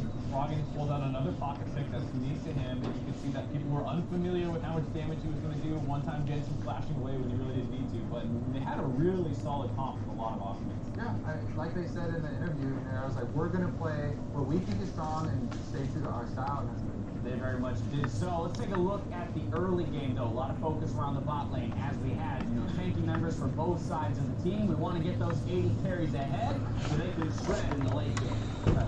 And the thing about this is, like, Team Liquid's bot lane is so good that even when they make plays that are not actually going to work out, they still make the best of a bad situation. The way that they were able to survive for this one, the TP finishes by Impact, they're able to make it a 1 for 2, which, a worse team might have actually gotten blown out here, and it would have been a 3 for 0 or something like that. And then when it finally gets it's their turn to make a good play, Core JJ is so perfect at this. Yeah, so he's going to headbutt the top catch away from the Ashe so he can't devour him. Then he saves his stun that he was stacking up on the top catch, uses it on the Ashe, so they get both kills and finish up the bottom one. Thinking 27 steps ahead of everyone else on the rift. Part of what makes Core JJ so good. And for this Team Liquid squad, it definitely came down to certain plays being made in order for them to get ahead, right? I think that's part of what we're talking about when we talk about Golden Guardians playing them close, teams making them work for them. Right. First, I really love Froggen. I have a lot of experience playing versus it, to be honest, and I've never enjoyed playing versus it because he always kills me, or my team with his walls. Because it is really solid, but watching Team Liquid in these fights, you always have to watch what they do. They're so good coordinated. There's always people flanking you, and you're just always like, am I safe in the spot I'm in? And usually the answer is not. Impact coming up from the bottom lane with the save with his big train. The drive-by kill. Just absolutely crushes all hopes of Golden Guardians. Who, in the beginning of this play, they get the pick off and they're chasing him quick when they're like, we're winning, we're doing it, we're winning, and then Boom, baby! Right across the screen. And it's insane too, because Impact was behind the whole game. He was 40 CS down to home. Oh, he was getting destroyed. It doesn't matter with Team Liquid. It feels like what happens in the early game, like come up mid game, like oh yeah, we're getting picked off at our Raptors. No, that's a team fight win. That was gold. We're baiting you. We're giving you one life, just to let you all die. You know. Genius. That was Golden Guardians, game-winning, Baron-taking team fight. Team Liquid completely turned it around. Ends up with the Baron themselves. 3 kills in that fight go over to Doublelift. Now he's off to the races as a late-game Sivir. And of course, even wow, Golden Guardians made a couple plays during that Baron power play to keep themselves in it. Ultimately, another team fight comes through with impressive flanking. I called this one out about 5 seconds before the play actually happened. Walk me through this one, Right, so I've talked a bit before on one of those segments where I teach people how to play the game, that someone on your team needs to mark their engagement. So in this case, Golden Guardians needs to mark the Alistar and the Gragas. Or not the Gragas, Gragas. And whoever that is, you need to keep track of them. Here they don't keep track of the Alistar. He gets a super disgusting flank where he gets a Q on both of the carries and punts the other carry to that enemy team. That's a game-winning play despite whatever you do early game. And I think it's super impressive how they played around Froggen's walls as well. Froggen had really good walls in that fight, but the first time Sion just flashed over so he can ult, and then the next time he's like, okay, I walled them off so we're safe in the mid lane, and then both Jensen and Doublelift flashed over the wall again to follow up on the tank. So they were doing a really good job of, Anivia thinks they made the right play, but then they just instantly punished him again. Which is super cool, because we talk about the unfamiliarity of a lot of these players probably with Anivia. Just they're not going to get a ton of practice against any other Anivia at the current moment. And so to still kind of have that, wherewithal within these fights on stage to go, I know how to operate around what this champion does, and still. For some reason, I don't check pockets anymore because I forget. But if it weren't for these jangly things, all of this would have went through the wash. Finders keepers. No. That's how laundry works. No, it doesn't. No, it doesn't. No, it doesn't. That's how laundry works, hon. No, you leave the money in your pockets. No. What? That's the rules of the universe. It's not the rules of the universe. Where do all these ones come from? Why do I have so many ones? I don't know. And sugar? And then these are things to clean my glasses. Yeah, you gotta check my pockets. I do want to tie this back into the conversation. What do you mean? Money. You want my money? You already used my money. I feel that. Well, now she makes more money than me, so I guess. Okay. Question, what do you think of these real quick? You don't feel very cartoony. They don't? And they also have very wildernessy. Very what? Wildernessy. That's what you wanted it to be, wilderness, right? Yeah, but not so dreadful looking. But that's literally a tundra. You're like, I need this to be a... Not a dead person. No, the eyes of a child would see this as intimidating. But it's very reminiscent of that. I didn't take stats before this. This is a lot of stuff. But I would love to know if anyone has gotten a Baron on Team Liquid this season, or if they've taken an inhibitor turret against Team Liquid this season. Because even if you're winning the early games, if you're not getting the Barons and you're not cracking the base, you're not actually close to winning the game. So as much as Golden Guardians was in that game, so to speak, and had 1,000 to 2,000 gold leads, they didn't ever get a major objective. Another thing too is that Team Liquid, when they do lose something in the early game, maybe the other team gets 2 kills, they're often trading for something else on the side lanes. Maybe they push out, they get a turret in exchange for those 2 kills. So when people are like, oh my god, they're losing this early game so hard, they do a lot to kind of mitigate those losses. They have not had a Baron take this step. So you're not both being Team Liquid yet, boys. I don't care about the early game. We're going to take a break. When we return, Echo Fox and Cloud9 face off on Summoner's Rift. Don't go anywhere.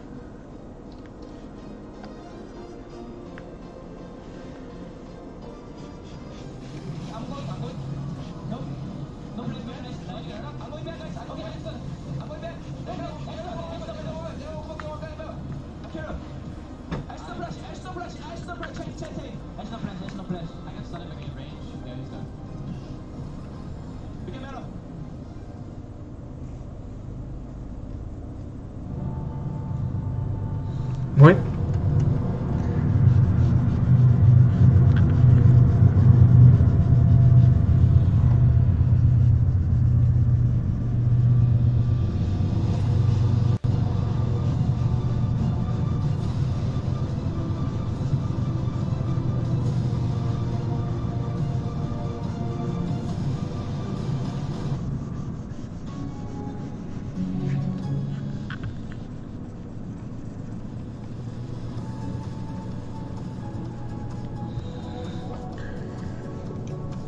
Cloud9 versus Echo Fox.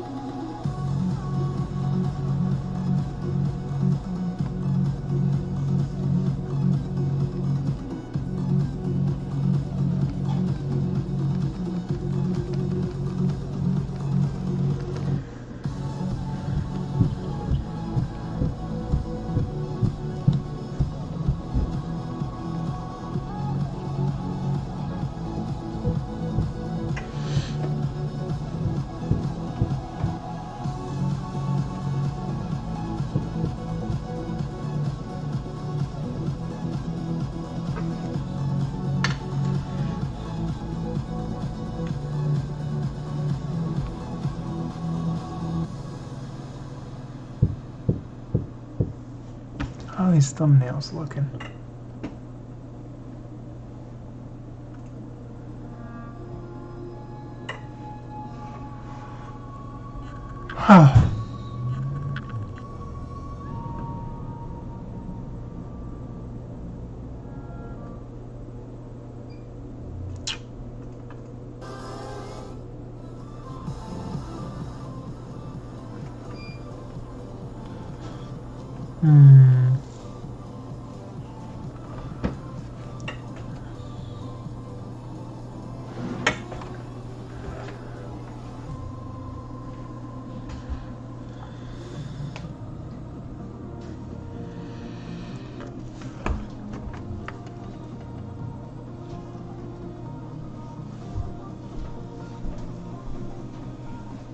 Too gloomy.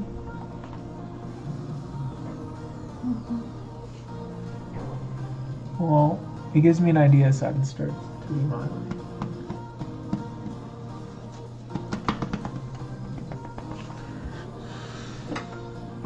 That's all it's got to do is give me a pretty good idea.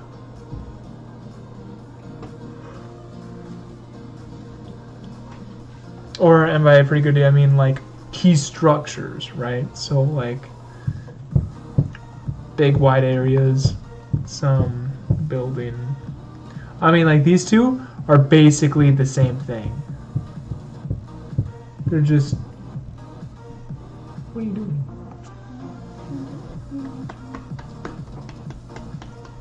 Yeah, it's basically the same thing, just slightly different. It's basically the same thing, but slightly different. What does that even mean?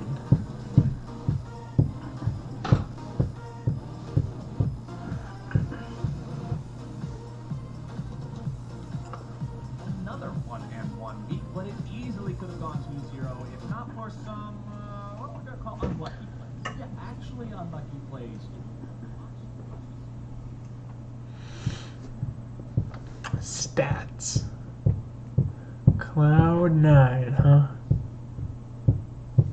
KDA 8.0, that's really good. The guy writes, BRB, classic. That's what I do. Okay.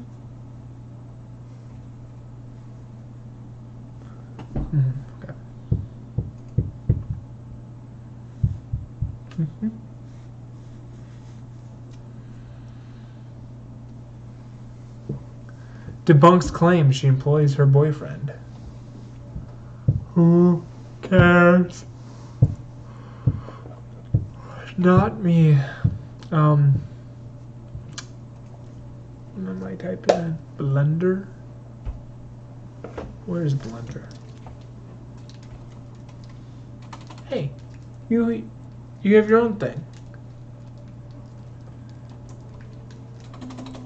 See how dirty my glasses are? It is essential. Okay.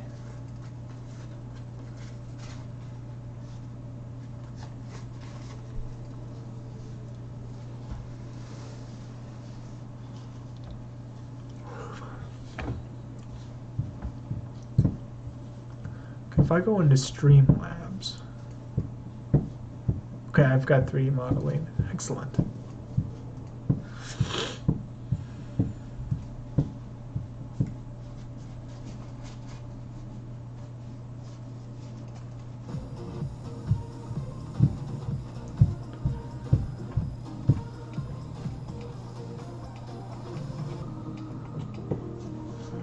Okay, I'm trying to think, how do I even do this? I guess I'll try and figure it out, I guess.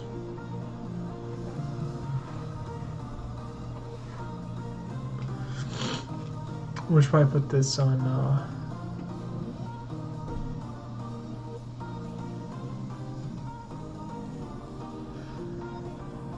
okie dokie.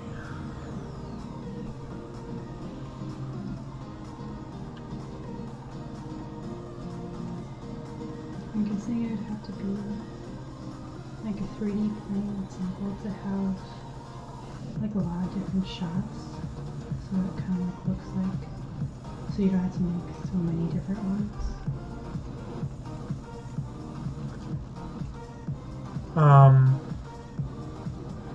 What do you mean by different shots? Like a landscape that has like many different like structures and planes and So I don't have to recreate the scene? So you're saying is I need to create all of this in one scene.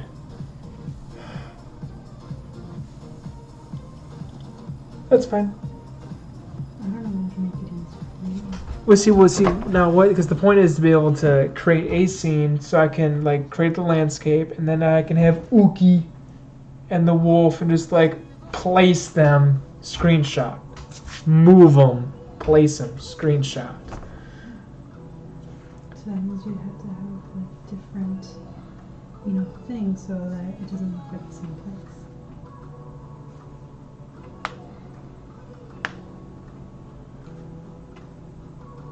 Okay. Easy. Do I want something warm? Am I still hungry? This is looking nice and poofy.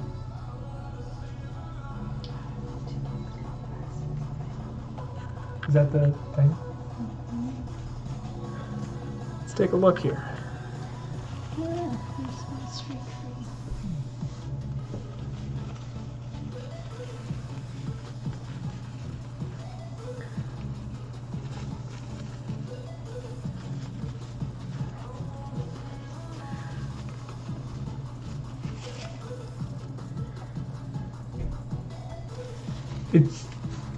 It's better to the point where I now See a streak of reflection. Okay. Did like Harley die or something?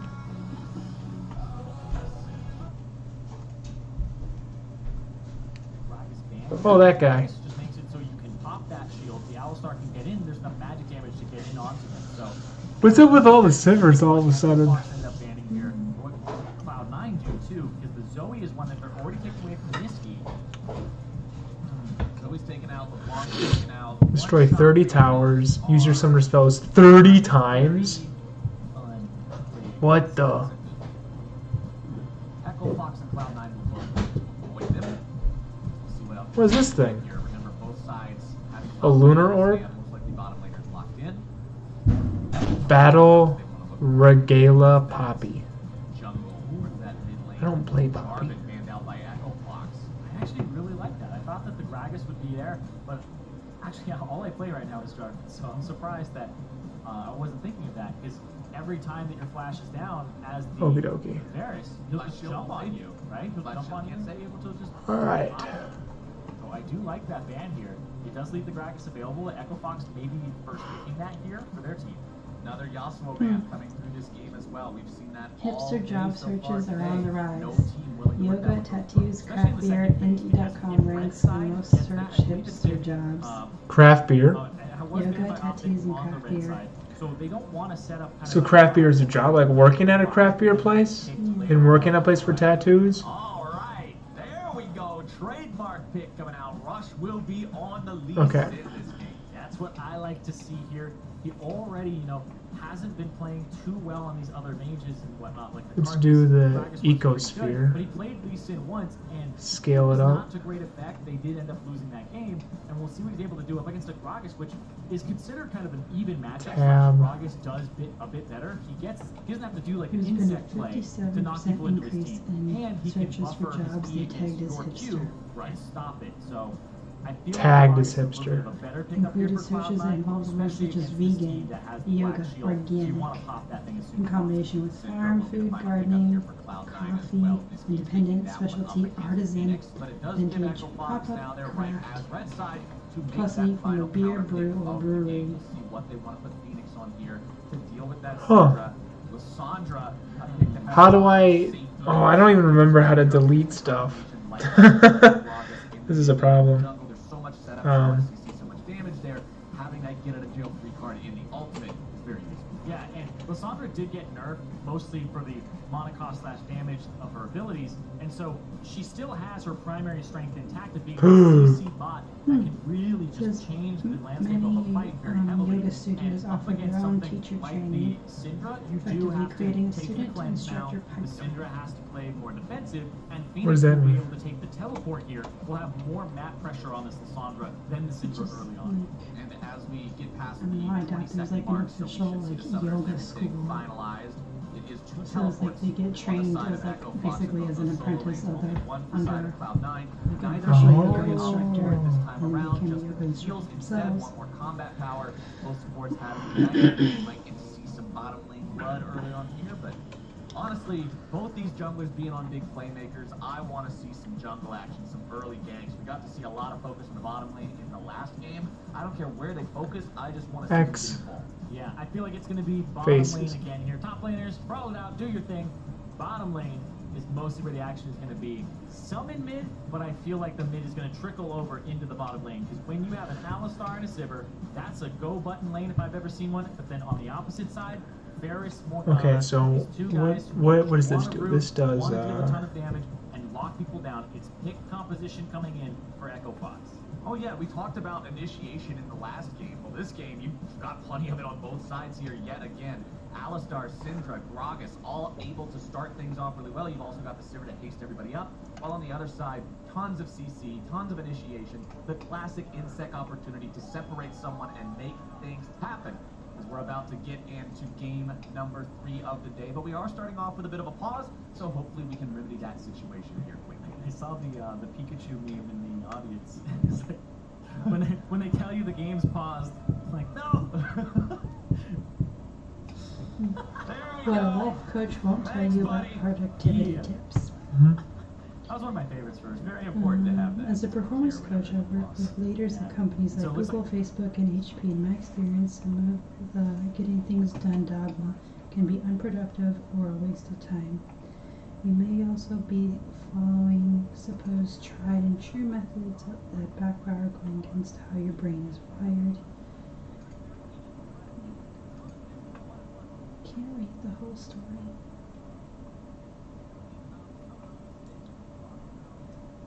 Stupid media.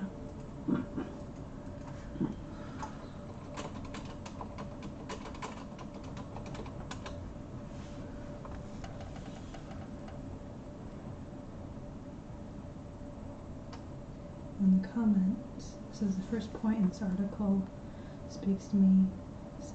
Some people are better off sleeping in. I've often felt pressure to wake up earlier, taking after leaders in their early schedules, but I'll find myself tired and unproductive.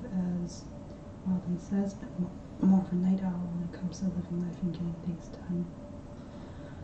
done. Wait, how do you get on that? You were just reading about millennials and then you're on to night owls? This thing that lists news articles. Oh.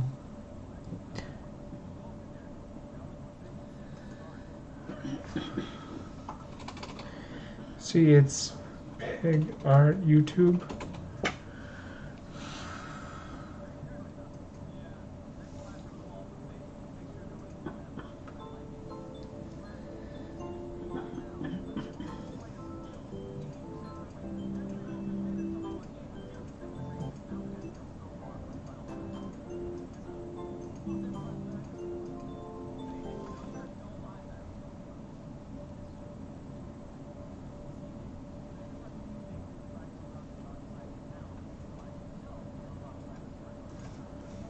I want to look at how this person does.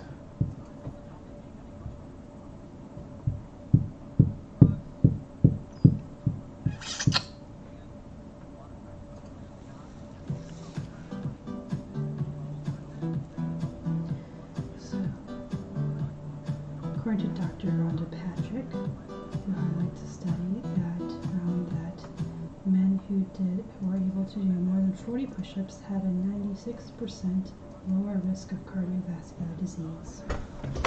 40 push-ups? Yes, if you cannot, you have a 96% chance of developing cardiovascular disease.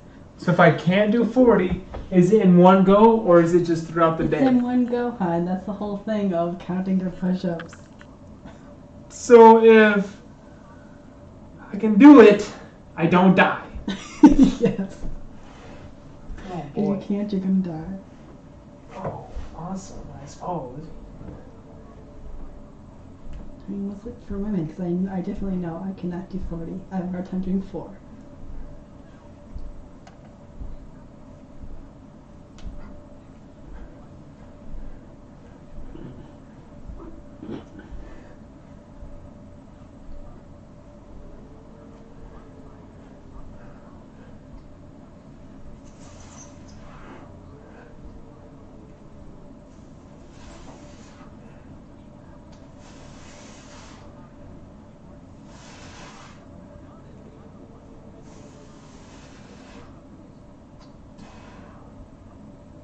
No! I'm gonna die! What are you at? 31. Well, it's better than the 10 push-ups. What about 10? Because the 96% lower risk is compared to people who do less than 10. Oh, thank God! Whew! So I'm kind of in the middle. Because 96% is like almost 100, right? I'm kind of in between, so I'm at 50. Oh, man. Uh-oh.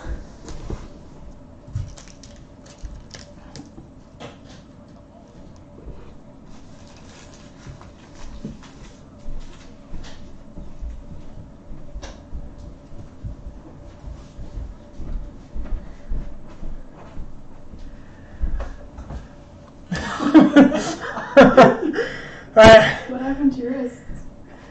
My wrists or my heart, hon? It's what do I do in this situation? You kidding me? No, I was actually talking to Dan, and he's like, dude, get like super small weights that are like less hard on your hand, because then you can do them and do a lot of them.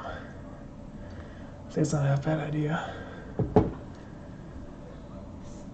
And I think I'm kind of going through like, because I did yoga the other day, right? Mm-hmm. And I was like, at the end of it, I was kind of feeling that blackout thing again. Like it wasn't as bad, but it was those feelings of like, this hasn't happened before whenever I've done yoga. Mm-hmm. So it's like, I don't know what's wrong with my hair right now. I don't know either.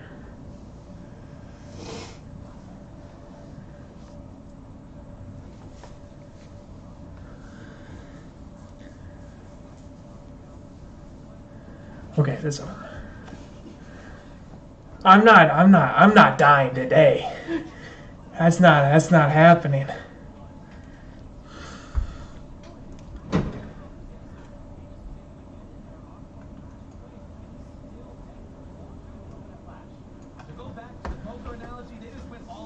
So if you can do less than 10, 96% chance of getting disease. That's awful.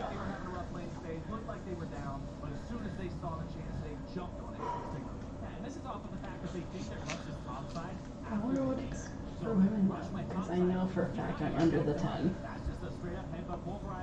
Oh, is that just for men? The study was for men. Maybe women are concerned about heart. Do women get heart disease? I don't know. It kills mostly men. Like women die of cancer, men die of heart attack. Is that what it is? I don't know either.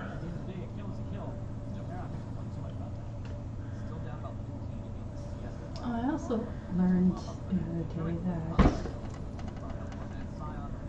I don't know if it was true or not, but I read it in an encyclopedia where they were citing this guy who said that women are able to survive more in situations of severe starvation. They have more body fat. Or like malnutrition, like are able to have it. Well, women generally have more fat than men. I mean, women have breasts. Those will shrivel up like prunes before they die. They're kind of like a camel in a way. They have a hump that is able to keep them protected.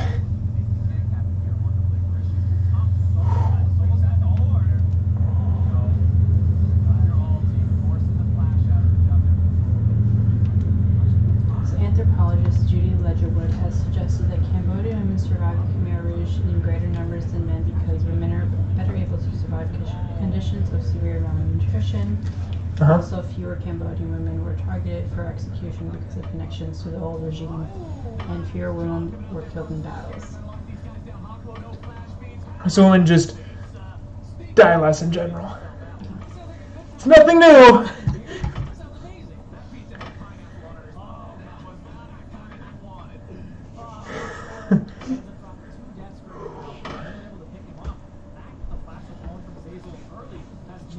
I need a smaller one. I need a smaller one that's just like, I can just do this and just. I don't think that's good for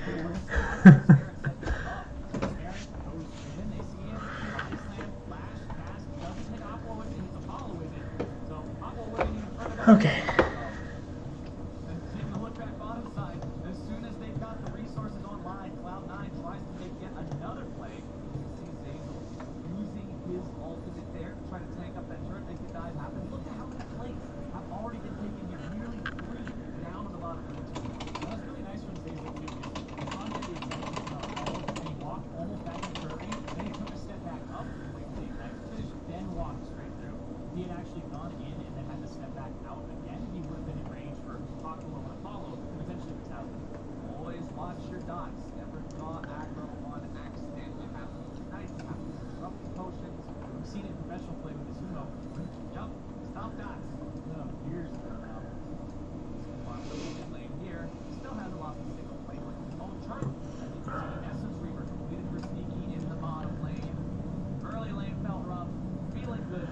There we go.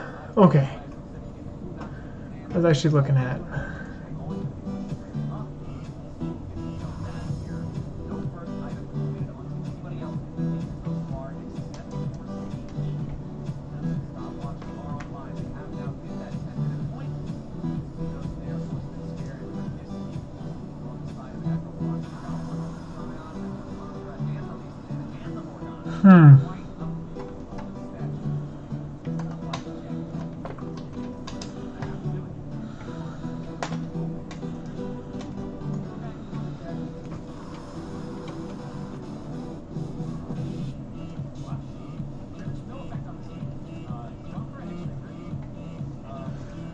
Okay, looks like I'm doing this the whole wrong way. Okay. Now,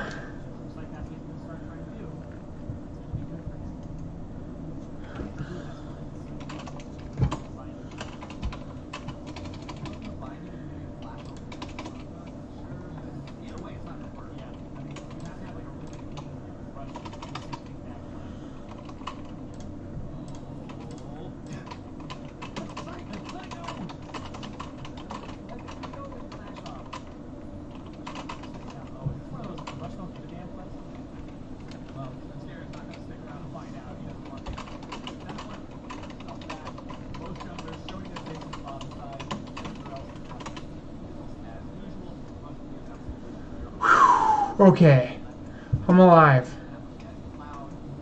Let's delete this though.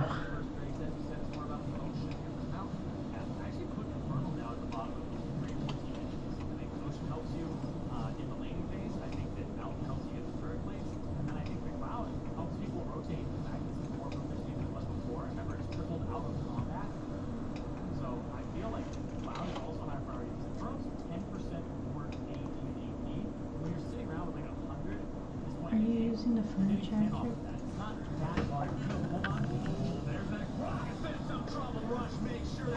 Okay.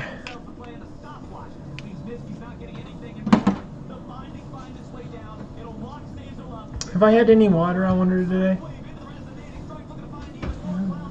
I don't know either. Does your mouth feel dry? Maybe.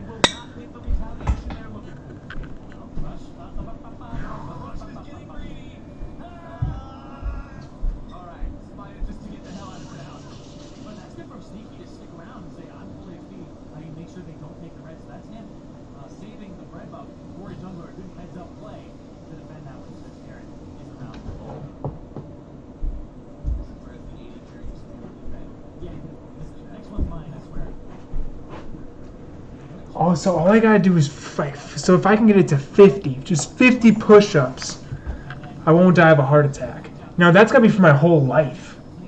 So when I'm 60, I gotta be able to do 50. Maybe that's why so many guys die of heart disease. They don't die of heart disease when they're young, because most of them can do by what I can do. Maybe more. My could do one-handed push-ups up until his in his 60s. With his gut? I remember as a kid seeing him do it.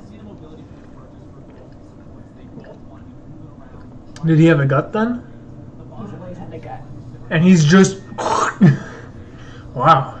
Well, I mean, I don't know.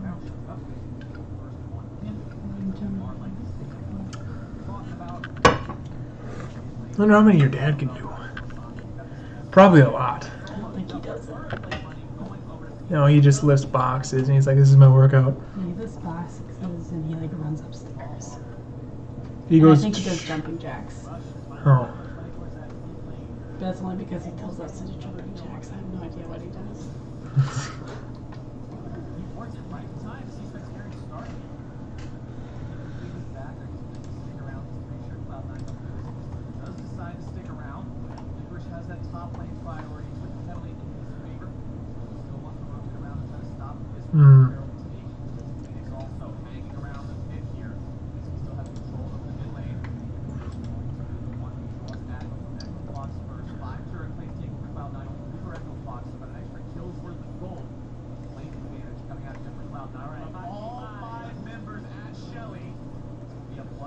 Why?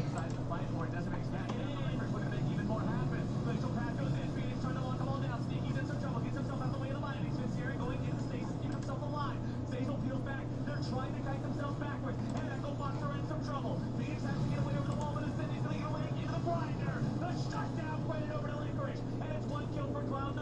Aqua goes over the wall with the flash, and C9 will take objective plus kill. And they weren't able to get in there completely. Echo Fox just were trying to skirt that fight, see if they could actually make it in, and it was too late. The Rift Arrow already went over. Licorice is just gonna pop it on the top side, and everybody else was mid, so he's gonna get this turret no problem. Pop, top, and drop it. Here we go, Shelly, get in there, bump. And we just need to shove that wave up a little bit harder.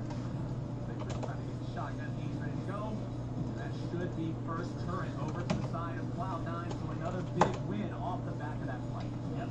First turret going over to Licorice, the kill also going over to him because of ultimate right here. Barely able to get in there and see it, so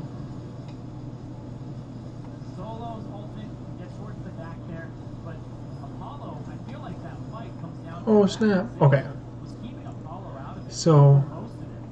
That backline, you're waiting, where's the Verisol? this guy basically And it was Zazel in the backline. raised some hills, took some cubes. Didn't actually do much. He headbutted him straight out and then walked towards the fight. So it will work on the Alpha Stars. A little harder to see those contributions to it, but when you see Apollo show up late, that's where you go, okay, why was the contribution not there?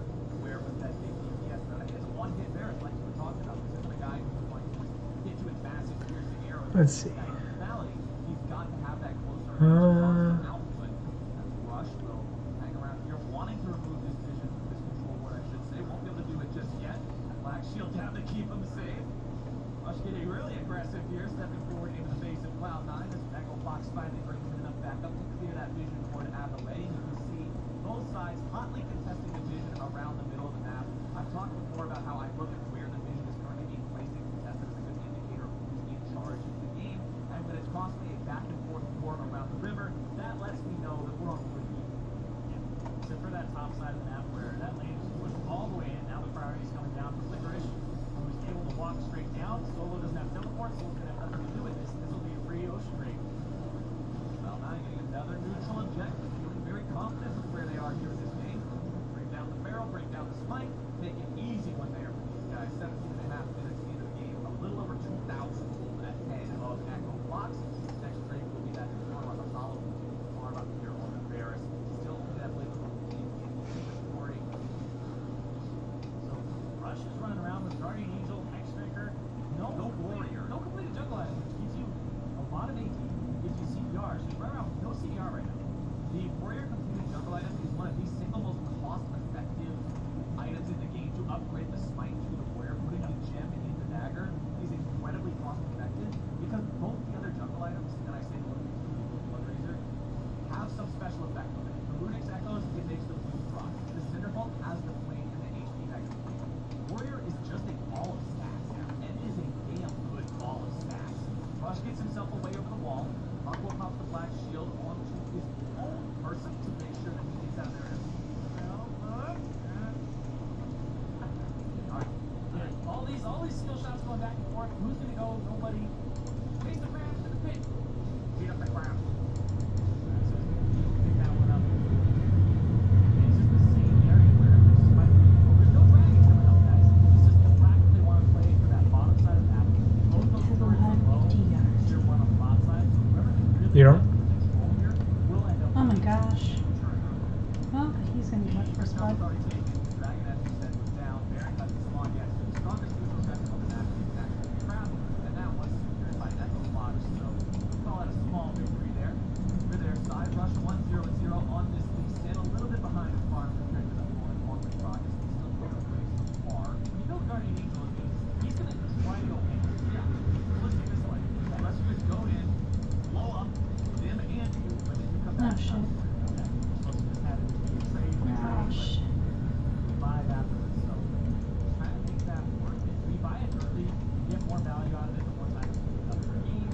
So we'll see what play he goes for. I'm watching this game here. It's hard to play on this team. And the outside, I swear, I need. I'm so frustrated. I just can't. I'm having a hard time remembering the tools that this program uses.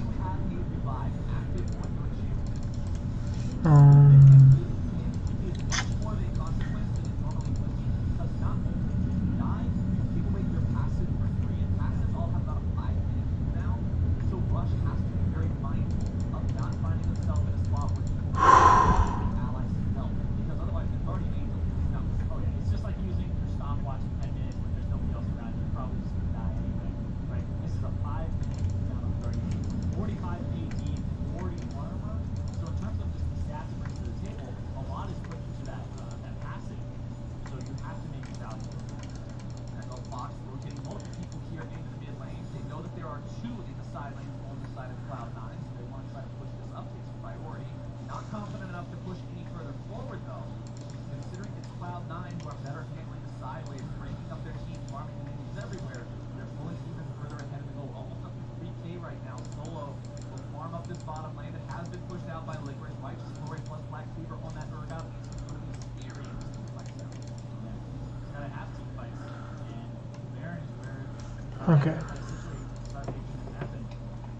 Pretty much, I would say, it's kind of even across the board. 2.6K advantage. Just a lot of it is that top lane and that bottom lane. The sneaky about 1,000 gold up off the kills and assists, and then the top lane is that kill and a lot of those turret plays. Now mid and jungle very close to the two sides. The turret kills. Echo Fox wants to get their own blue buff here, but Licorice doesn't want to allow that one. Solo's trying to put some work in on that, but it will be secured ultimately by Echo Fox to try it for Cloud9. Basil still always looking for these opportunities. Look at the flash, look at the summoners across the entirety of the game right now. Everything is up. Yep. And right there, Rush went to the top side of the map to try and get a pick on Nisky, but he never gets to the lane, backs up, and it just wastes his time as they get the mid turret because he's not there. So every time you try to make a play on somebody in the side lane and you put your team in a numbers disadvantage, you aren't doing anything. You're actually putting your team behind. The gold lead will lose a little bit more. And I've seen Rush do this 3-4 times down this game. Licorice is debating now for Cloud9 to the bottom side. He's making Echo Fox start off the fight, and now the stakes is going to be popped. There goes your Guardian Angel. Rush will come back up here in just a moment. Solo putting himself back. A nice cast to separate the reinforcements from Echo Fox. Apollo will find nothing with the ultimate, and that means Cloud9 can disengage. Yeah, and Licorice gets out. Rush has the flash. Rush tried to make the play and used the ultimate, and his Guardian Angel is down now too. He's going to have to find a little bit more value for actually making something stick here up against Cloud9. Echo Fox is not willing to surrender this Infernal Drake for free, though. They're saying you are going to have to fight for this one, C9. Rush still low, 40% HP, no Guardian Angel, Cloud9 coming to collapse. Yeah, but the big thing is they have Phoenix now. Phoenix has that ultimate, he has the Zonias. He's going to be a big power point for this team. That's a very dangerous choke point to fight in for either side. There's so much AoE, so much crowd control potential. Safe coming around from the flank, looking to make sure he can get behind these guys as the fight does start off. And for committing their teleports, for committing both of their TPs to stopping this, Echo Fox gets nothing, and Cloud9 gets the lead. They get those TPs, Licorice uses his own, but simultaneously, just more going over to Cloud9 here. That Infernal Drake now just boosts those attacks, TP stats for them. Items, circuitry thrown in there as well for good measure. Got your Cinder, Morello, Namicon, the Lumens, and Echo. Mercury treads this time, no Sorcerer's Shoes. They're not quite the level of squishy explosion that sometimes you see at a Cinder, still very potent. Bottom side is Licorice and Flint Staring, finding their way onto Solo, who has nowhere to run, nowhere to hide. The turret is even still up and in the way. He wants to drift away from that one, but there's no deja vu to be found today. Not when Flint Staring gets right in front of you. Right back into the grinder you go, and the zombie will do nothing. Licorice is going to fling him around there to have a little bit of extra fun at the end, but that's 300 more gold in Cloud9 fun. That looked like Solo hesitated and thought maybe I should ulti straight at the turret and try to kill it with Demolish or even just slamming his head into it, right? Get something for your head.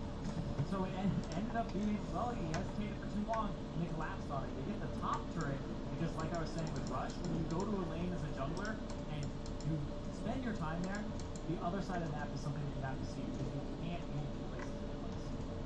It's that conversation that we have about, it's the same thing I've said before about having resources where sometimes the threat of it is greater than the actual thing itself. The same thing can be said of your jungler. As soon as your jungler shows where he's a threat at, all the threat anywhere else immediately evaporates, and your opponent can do whatever they do. Yeah, and speaking of doing whatever you please, Sneaky on this Sivir, he's about to hit that free item spike more. This is fantastic. The essence of back into the CR, and the fact that he's got the rapid fire cannon to compensate for the range issues that Sivir typically has, and the Infinity as being the third item, equivalent to that 75% crit, and he will be ready to go here. Welcome back to the game, close up agility.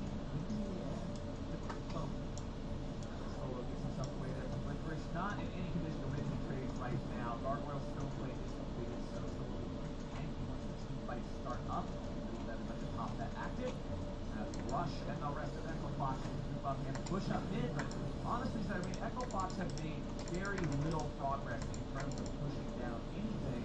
As you mentioned, they got the top lane tier 1 with their opponents, the bottom lane kill on solo, but mid lane just will not fall. Cloud9 is holding it. Yeah. Oh, Nifty got some good damage down onto Rush and stays alive thanks to the Hex Drinker. Gets himself away. Slaughter doing a good job disengaging. This one very nicely done from Apollo there, making sure he gets in the way of that Harpoon, but it will not be enough to save Hakuo, who falls in the back end. Everybody chases Hakuo down, he still has his flash, but he used his black shield there. That was the Hex Drinker and a black shield on Rush to keep him alive when Nisky was trying to just blow him up with a Syndra ultimate. And one of the things that Echo Fox hasn't been using is Phoenix's lead and the TP advantage. Keep putting him in the side lane, but they don't get much out of it, and now they're chasing solo. Now Echo Fox are finding themselves in a bad spot yet again. Solo will tank up on front line, buying enough time.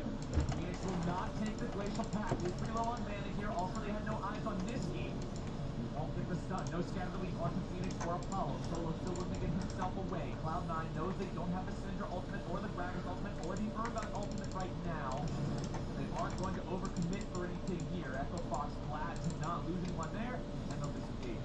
Now, I'm just waiting for Phoenix to make a play in this game because he has that teleport that was wasted earlier to try and get towards the break that they didn't even pick up. But he also has a CS advantage. He keeps pulling Nisky to the side lane, who doesn't have teleport, like you said at the beginning of the game. It says 2 teleports to 1, and they aren't using that advantage. Nisky is a little slow on the rotation versus Phoenix, but they aren't pulling the trigger as the rest of the team against Cloud9. Cloud9 is still poised. Fearless going up on these front lines. C9 ultimates are back and ready to go here again. Binding finds its way down onto the Gragas. He's staring, getting himself out of the tormented soil now. Through. It's not going to be taken. Zazel was there, ready to pulverize if Phoenix did decide to go in on that. Cloud9 will try to air over the air and they also have control going down to make sure they're aware of what's going on. Oh, comes the stun and the damage, and Rush is not going to go down yet again. Guardian Angel passive is back up, even if he did. The escape is pretty important there. Solo trying to get himself away from the Rush now. Rush healing up off the Wolf Camp. He loses the smite for the heal as well as the fact that Lucian gets that spell damage to W. He also has Malmortis too, so he's just got that passive running back and down. He's in for a fight here, and he goes to the backside. Our attack comes out, Phoenix looking to lock down the Cloud9 members. Zazel getting himself out. Rush goes to the kick, able to find it on the sneaky flash, only keeping himself alive. One first killing spree down on the enemy side. Trying to rampage in back right now, trying to damage down onto Zazel. Rush will barely keep himself alive, trying to escape, but the rockets are flying.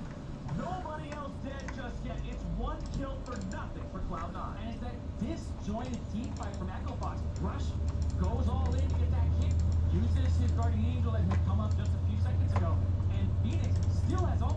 Nothing is committed there from Echo Fox or the mid laner, whereas Cloud9 are just making sure the fight goes their way with everybody is on the same page. The Baron is on the table. There's the TP coming in, and it's just to get back to this area so Cloud9 don't have to worry about that TP advantage again that Phoenix usually has in mid lane. Echo Fox doing a good job keeping Cloud9 away from the Baron, but now can Cloud9 find something else yet again? It's always Cloud9 on the offensive. It seems like they're always the ones trying to make things happen here, while Echo Fox is in pure response mode. Yeah, Echo Fox, it's funny because like it feels as though one person really wants to do something here, really fancy about it, anxious, and Rush you see wants to make some plays, but then it just feels like everybody else not on the same page, or Aqua was looking for it, and right here's Zazel. Zazel's going in and sneaking on that killing spree and 2 down on the side of Echo Fox immediately as Licorice will 1v2 and buy his time. The rest of the team has arrived and Solo goes over the wall. The stun finds its way down onto the enemy mid laner. Phoenix will not escape today. He'll take this Garen with him, but he will fall. Phoenix ends up finally getting in there, but it's just too little too late. Zazel with the incredible flank there. This guy's Alistar, it just comes out of nowhere. You never see it coming until he's already there. He's already running straight into the team with mobility boots, and he's already changing the landscape of the fight. Let's see this one more time. Comes up from the bottom. You don't expect him to be right there. I don't even know if they see him. Is he right outside of vision, like hugging a wall? Then it's just right in, flash, headbutt, pulverize, onto 3. Hakuo just has the, the alacrity to hit the button on flash, get out, and the black shield on himself, though. It's just so fast. Zazel with the snap engage. Alistar is such a fun support to watch because he's such a huge playmaker for a class because your contributions to the game aren't as flashy. Oh my god. Putting up 4-digit crits, immediately blowing somebody up instantly. This is one of the champions that sort of breaks that rule and lets the support players really shine. That's what you're talking about. And in the bottom side, Licorice is saying this isn't going to be flashy, but it is going to be slow and painful unless you get the hell out of here. We're forced to walk out. Let's see what I want to do here. Down, he's now on 3 of the members of Cloud9. It's 5,000 gold. Zeke got that 1K bounty on himself, and he is doing a great job of staying in the back, dealing the damage. But Jason, I gotta say, he's that guy front and center for me right now. He's been making all of the plays on this outskirts. The flanks, the knocking Apollo out of the fight. He's just knocking primary targets away every single time. And you talked about it seemed that Echo Fox was disjointed earlier, like they didn't all appear on the same page. Locking down Sneaky when Rush takes him in. Well, now Sneaky not only has the spell shot of Sivir, he's got the QSS. His mid laner has a clip. Everyone on this team feels so difficult to kill to the side of Cloud9. If Echo Fox hasn't been coordinated yet, I don't know how they're going to find that coordination now, especially staring down the barrel of this team that is just so far in control of the map. They're choking Echo Fox out. Yep, Rush going to try to look for a play on Licorice. It's actually a huge commitment of 4 people on the bottom side with Phoenix on the top. So now Cloud9 are just all going to go top side, get Baron control, and yeah, it was so scary because if they actually did that, it probably was Baron. Hazel, splash. Wait, this is crazy. Hello. He goes.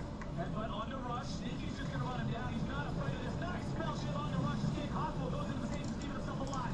It's immediately towards the end of the gargoyle stuff. Waking himself on the front line, making sure he's taking 3 people. Phoenix is escaping into the back line. Has them on him very low. Cannot continue the fight. Echo Fox manages to get themselves 1-for-1. That's the best fight they've had so far. But Cloud9 still maintains priority. They will keep pushing up the mid lane. They will push down the tier 3 turret. And it's time for Echo Fox to regroup. They've got to try to keep this inhibitor alive. Because Cloud9's control over the map right now will only get Scion as the Scion comes in. And Solo starts it up. He won't get the Decimating Smash. But a nice binding onto Nisky will force the cleanse. And they get exactly what you were talking about, Flowers. They get them off of the inhibitor. So Echo Fox get a moment to breathe there. Because Solo comes in with the flank. But the 1-for-1, that was honestly as good as Echo Fox could hope for after that fight started off. With Hazel, the flying hex flash, everybody going, all right, we're going into the dog pile in there. And Rush can't even just hold a candle to Sneaky damage. With the way the fights have been going so far, strictly Cloud9 favored, that was really good from Echo Fox, making that 1-for-1 happen. But now they've got to get in here and try to shut this down. Phoenix goes in, he's got the lockdown. They're looking for the Cloud9 members, they've got the kill on his Hazel, they're going to pick up Nisky next. They haven't lost anyone yet, but they did lose the objective. Cloud9 will trade 2 for the Baron. Yep, they trade 2 for the Baron, but they're also going to lose that mid turret as well. So they're going to run straight for it. This is already low, and this is a bit of a power play here for Echo Fox. They have 40 seconds before Nisky is back. They got all of the mids out. You got to flex those muscles. This is the time. You're 5 versus 3. Make something happen. Get whatever you can in return, because afterwards, the next 2.5 minutes are going to be a big minute. Yep. Rush, he's just rushing in. He needs to get in there and put down the trinket. See? Put down the, actually, yeah, put down the blue trinket. And see it. He can't reach it. GA is popped. And then they go on to Nisky. And it's what they can do at that moment. That was Nisky and Hazel sacrificing themselves to make sure that because Garen doesn't have any pressure on him. It's Garen easily securing this fight there. I mean, you still got 3 members of Cloud9 with this Baron buff ready to go. The important part about Baron and what's often used for is setting up pressure in multiple lanes. So as long as everybody has these, remember it's your mid laner and you support not the Licorice, that top of that split pushes the entire game. He can still separate and change the second lane with that Baron buff and make it sort of apply that pressure. Next straight in the Elder. Cloud9 with 2 What's up, Flex? total has a pretty big prize before the end. That's that Elder in 10 seconds here. Hazel, sneakiest ally I've ever seen. He just finds these angles that are very surprising. The sweeper will always be down when he's standing still. He's already swept the area. Rush just can't find a way in.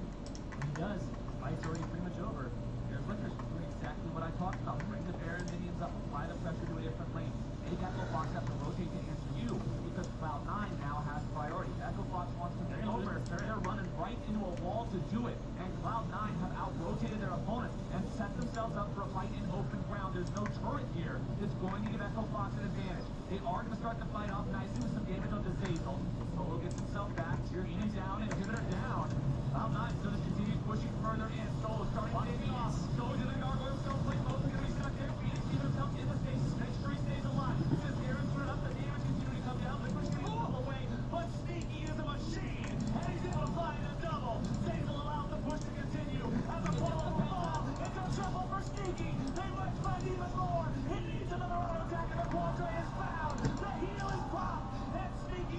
to chase him down. Hawkmo escapes and denies the pentakill. But will Cloud9 go all the way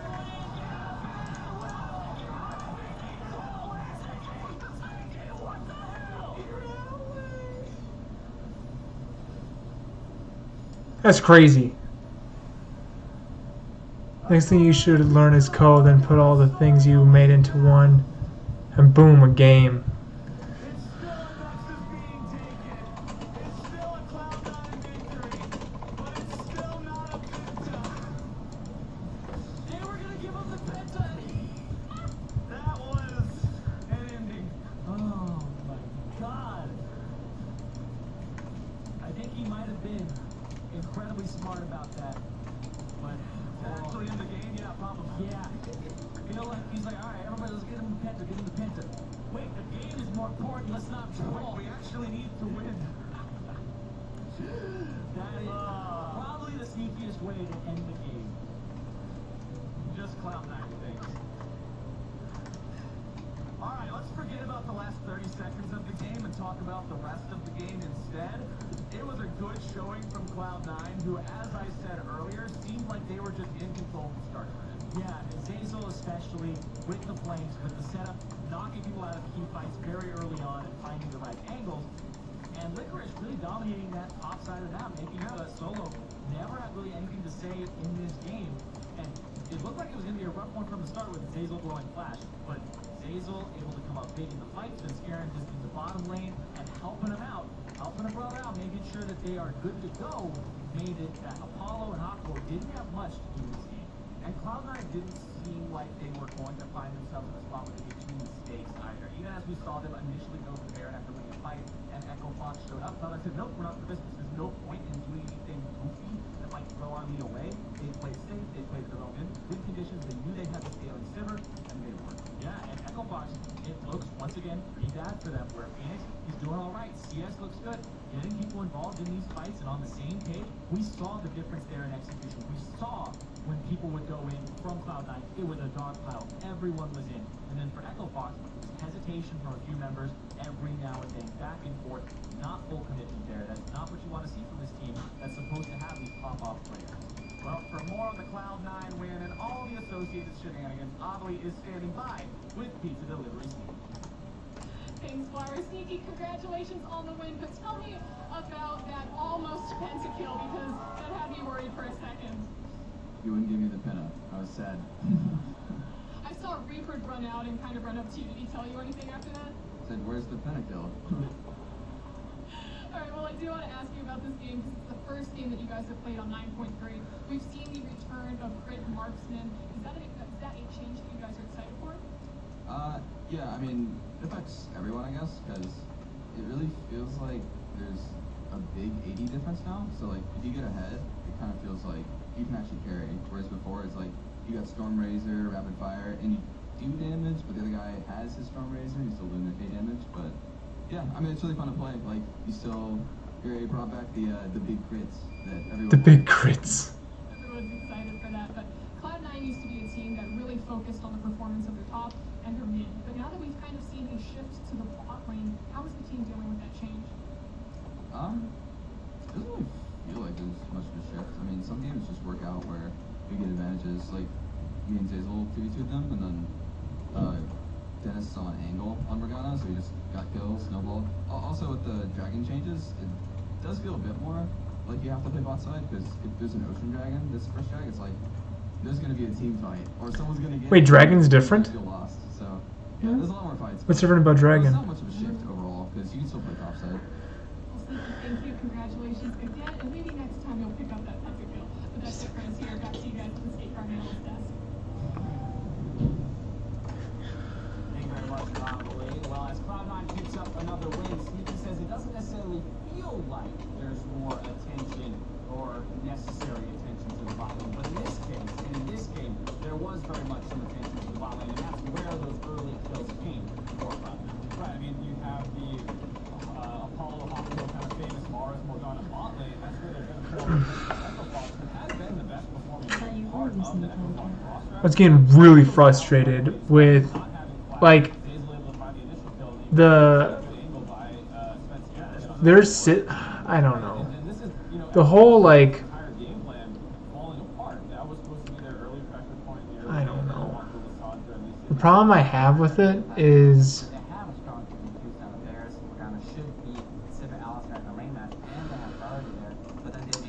I get so frustrated with this, with how it works with the UI, that this UI I think is just, I think it's just better, or it might be because I've learned it.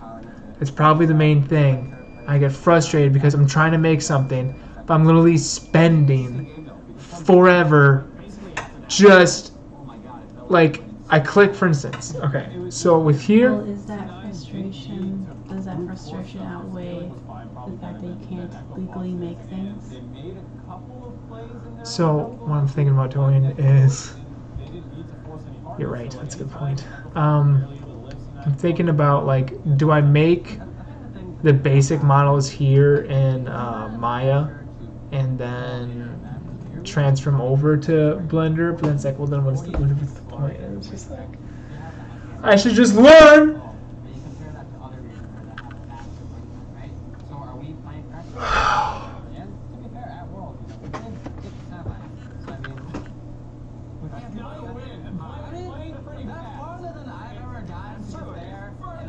Did you count as win? How? Thank you. Whew, thank goodness. Okay, now I can turn this off. I'm fine, Flex. Totally fine. How are you? How are you? You're right. Like, I don't know.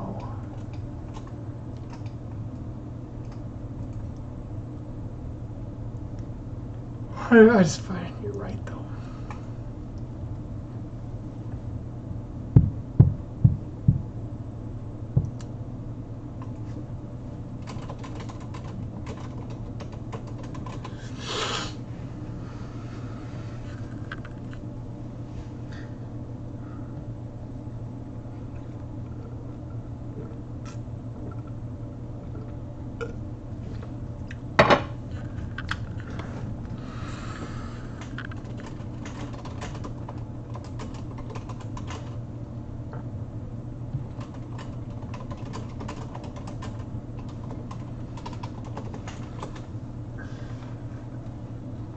Man, okay. Whew. Let's try this again.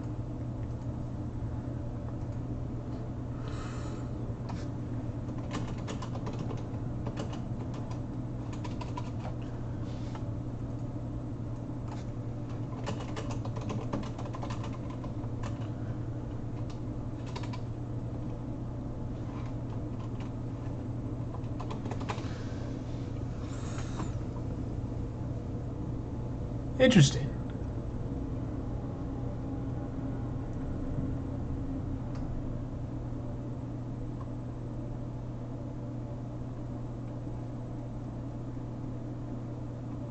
Terrain might be what I'm looking for.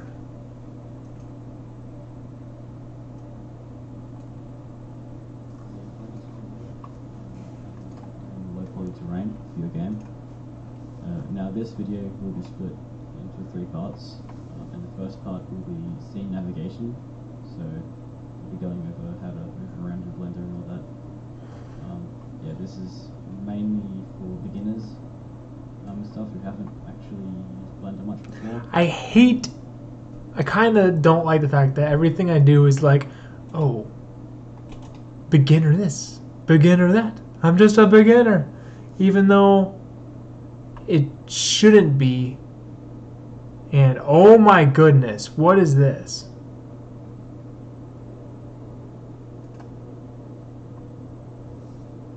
What is that? I don't know.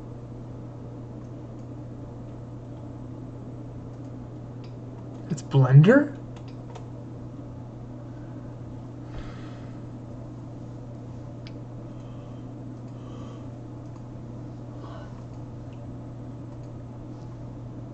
Look at that.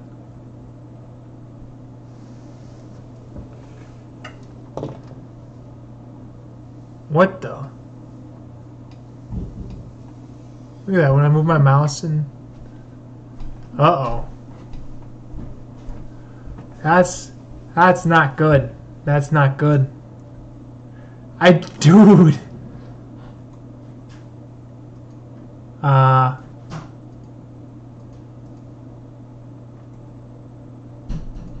Properties.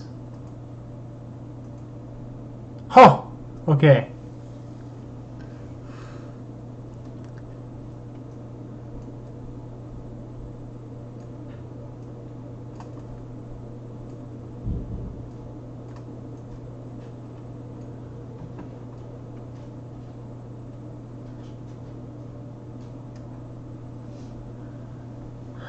Okay, let me go to her Discord then.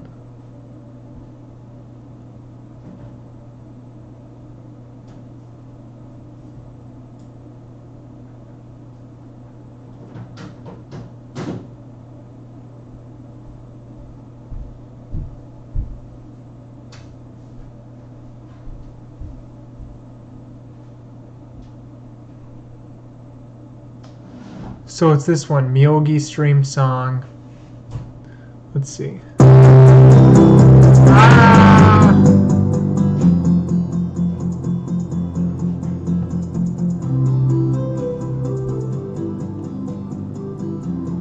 Digging the flute.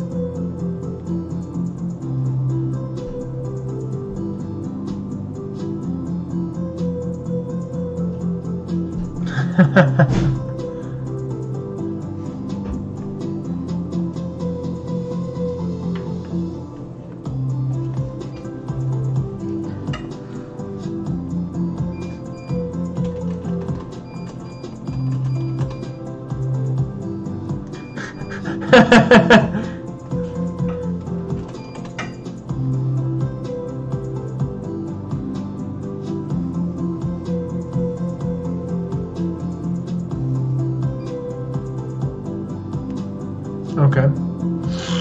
So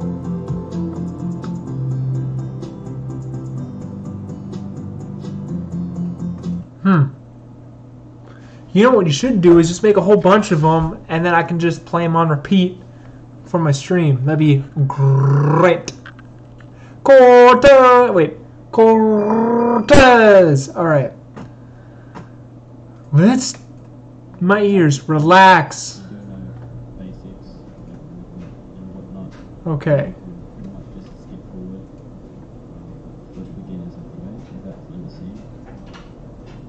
So to move around the scene, you want to hold down your mouse,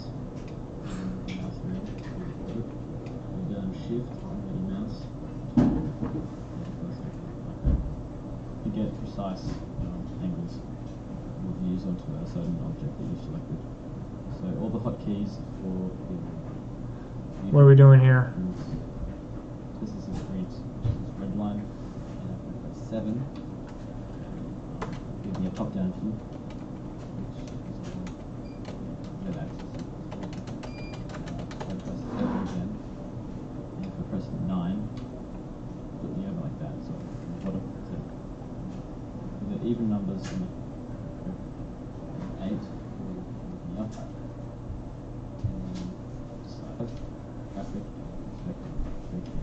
Wait, how do you get to ortho? What is this?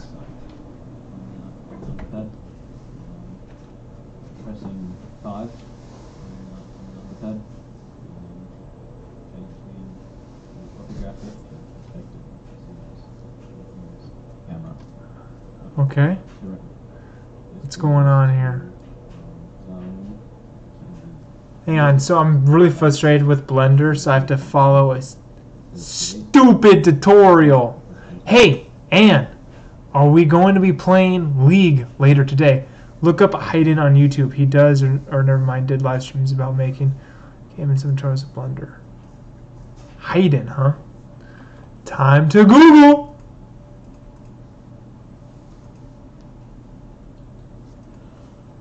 So here's the thing. Here's something I was thinking about getting for somebody. I'm not mentioning any names, but if someone knew if this was good quality or not, that'd be really helpful for me in my decision for getting it for somebody. Maybe, maybe not. For a Christmas gift, that's past.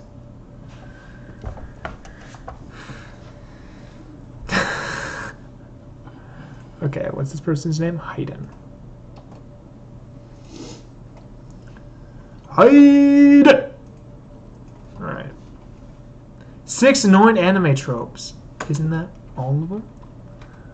So when I type in Hayden, I'm getting like classical music, which is actually not half bad. Let's click on this. That's hate.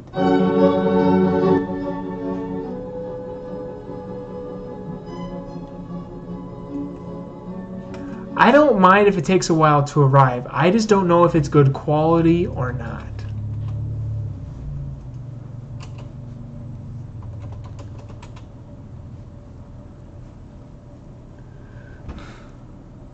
Oh,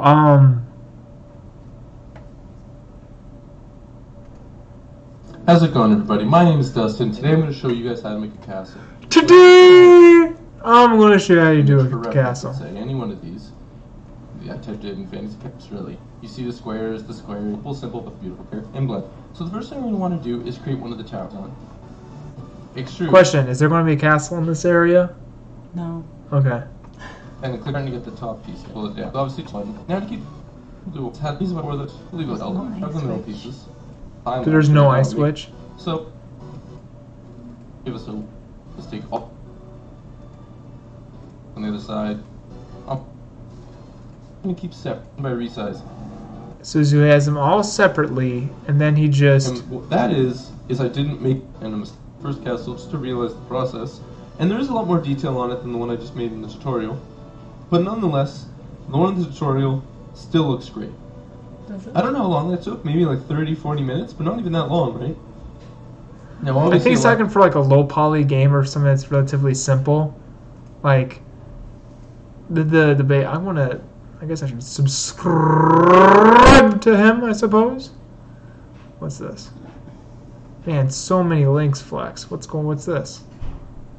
Oh, he sent me his channel. Okay, that's fine. I subscribe to him, so I can watch his stuff, but for now.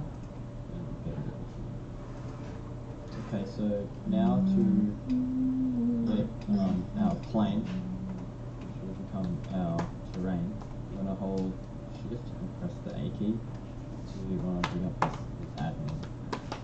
Yeah, so you can add all these little things, Oh boy.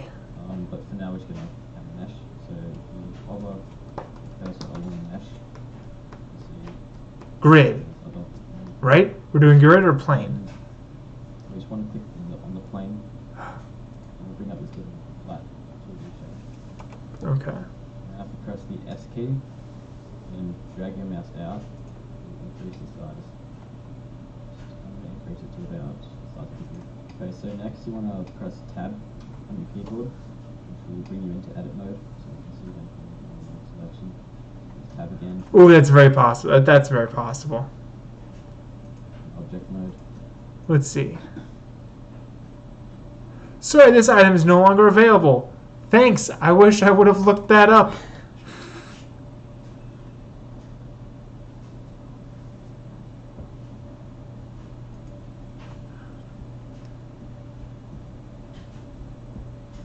Fox wife swimsuit. People already call her a wife? What the? This is $37. No, same thing. Same thing.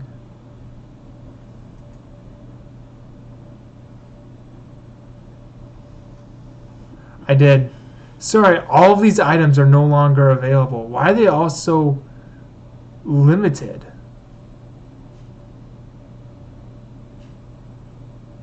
Interesting. Thanks for bringing that to my attention. Tab again, edit mode.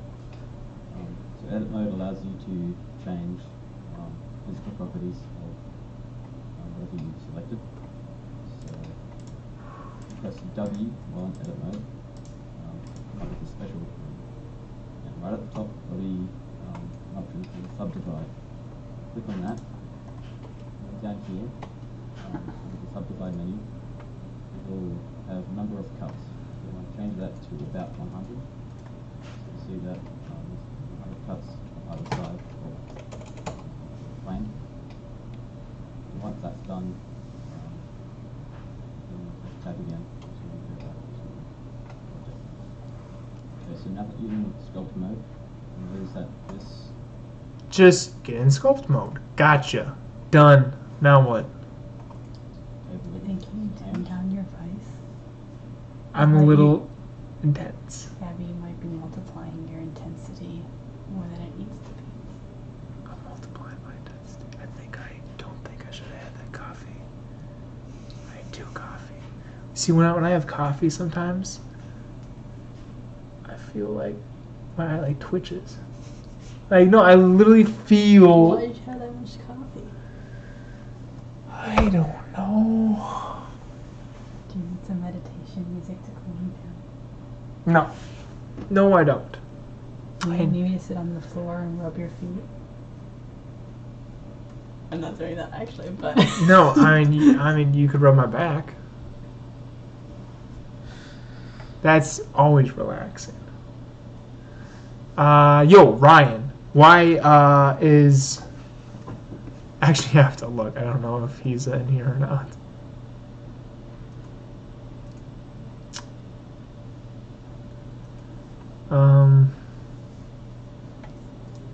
Is he in here? Is that what it is? Yeah. Excellent. I guess that's okay.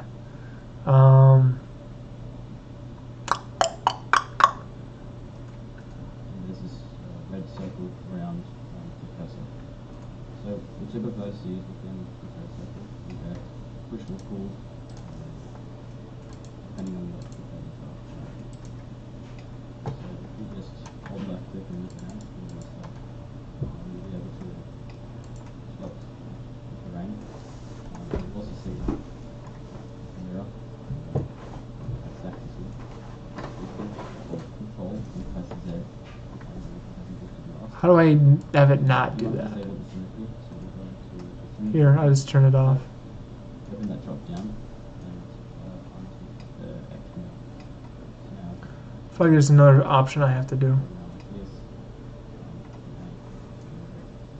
We got some figures from Fate and some are 200. Dude, tell me about it. Like, the thing is, I'm cheap. And my buddy who gets them, and it's like, well, I kind of want to get him one. But I'm cheap, so how can I afford to get him one? It's terrible. I might have to switch to get like a shirt or something, or a hoodie, or something.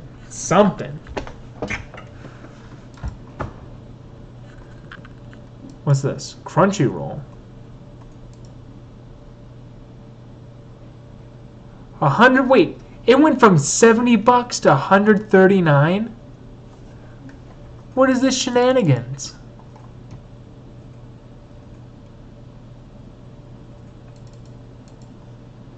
You could pre-order it.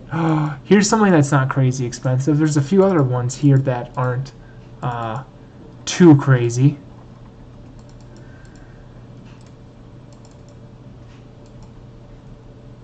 That one's not too bad. Made in an Abyss.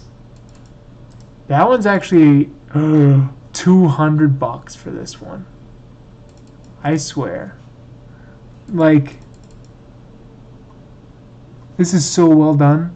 Yeah, there is non-itemized gift giving.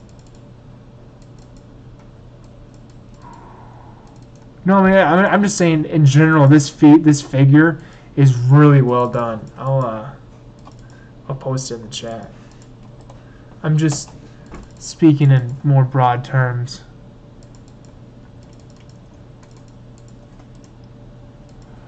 Ooh, figures.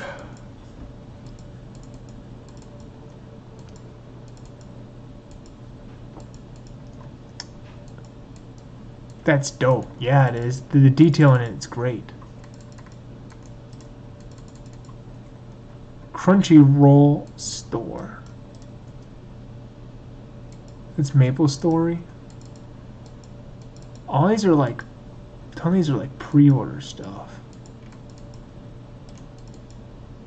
Asana Human Beauty, and it's like a CG thing, but it's a pre-order thing.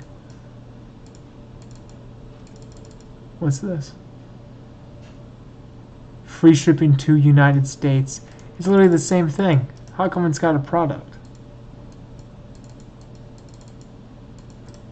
Is it a bootleg? Huh. That's how it works.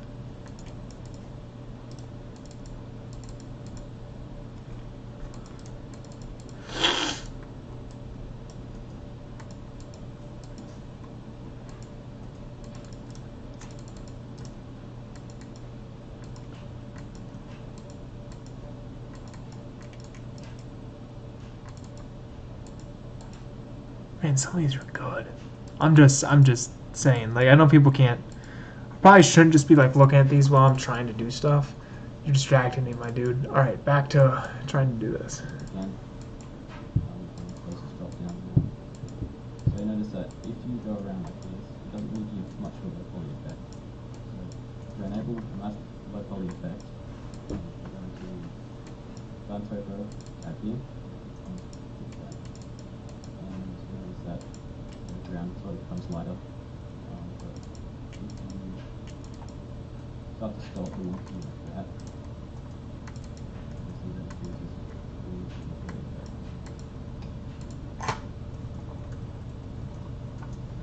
Okay, so I'm going to go through some of the settings a little bit here. So up here, we have rad 35 pixels. Okay. This is short for radius, so that's how big the brush is. Increase the radius a little bit. You get a big brush, the size of that area.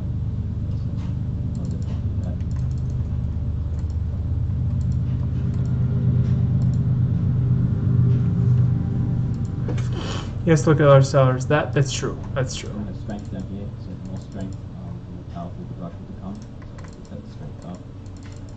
So break the mountain faster.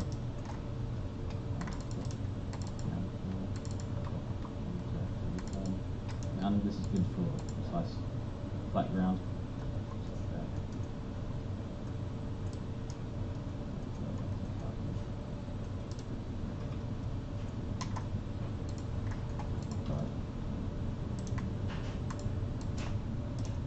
And then you have the add and subtract tools. So add, of course, would be adding clay to the thing essentially. Subtract a little bit. Add the valley.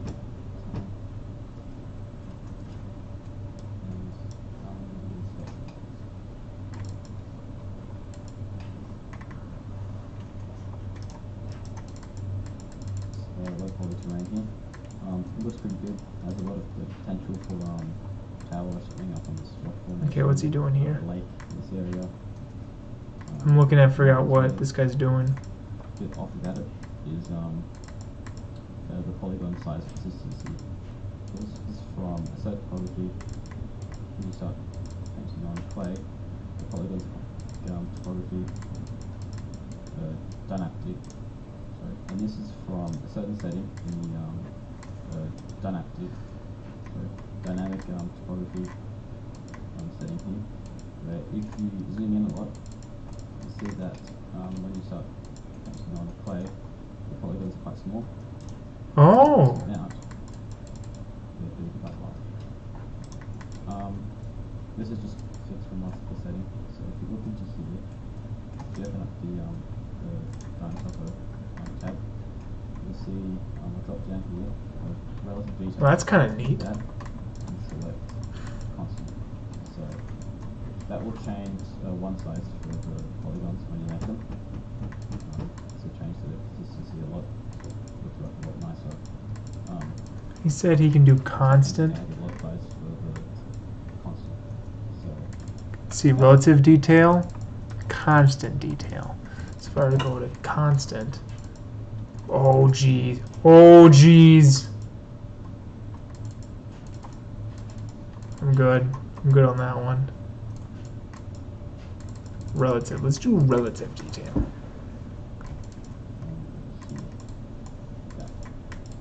You can change the actual size of each polygon. So you can increase the I figured that one out.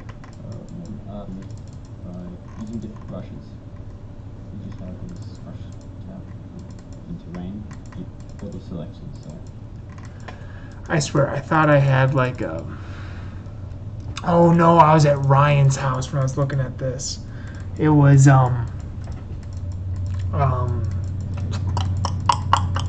what was it called? It was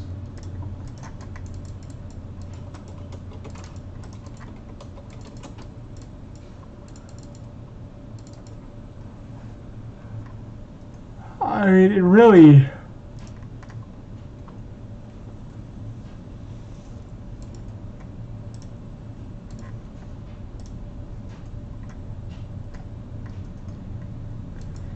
it truly is insane that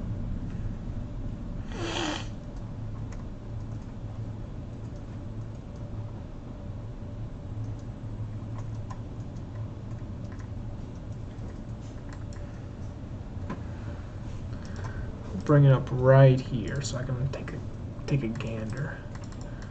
Okay, guys, I think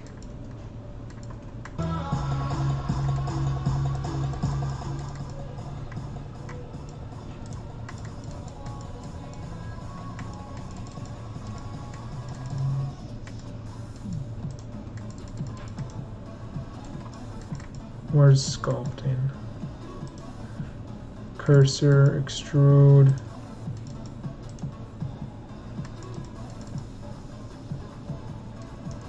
Joint, move, rotate.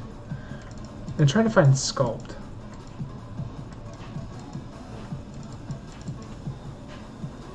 Is that how I change it? Oh, I see. Okay.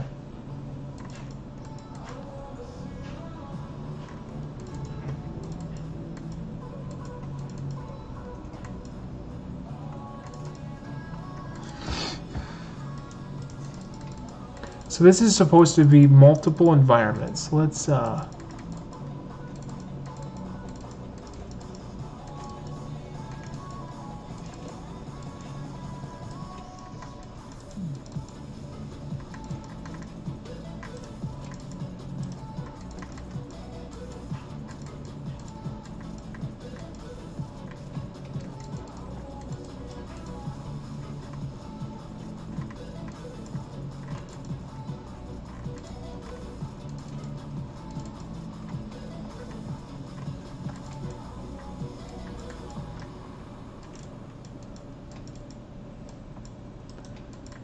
see what I wanted to do.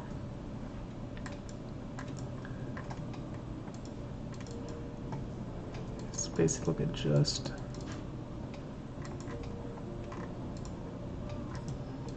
this section and let's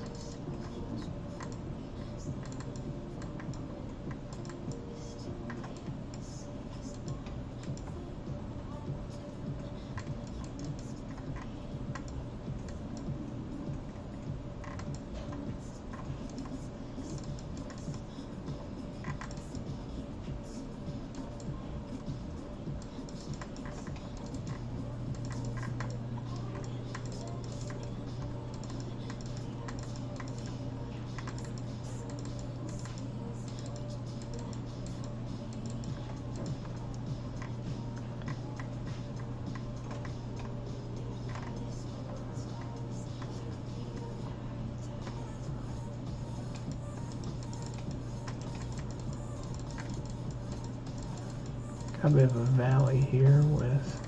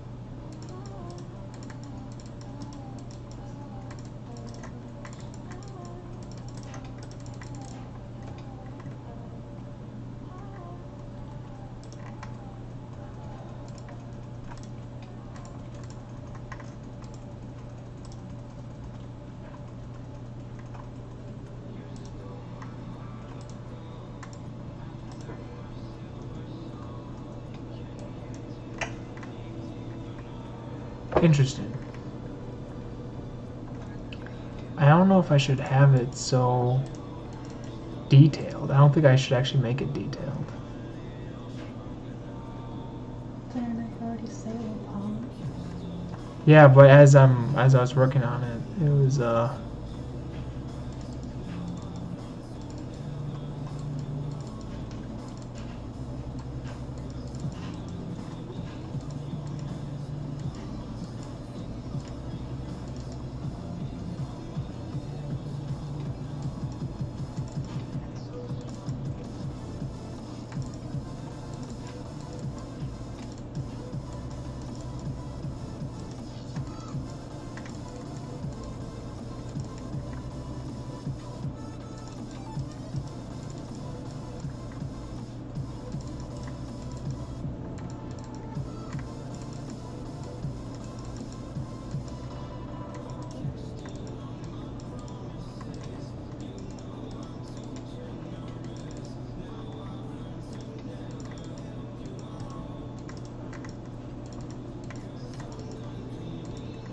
object mode.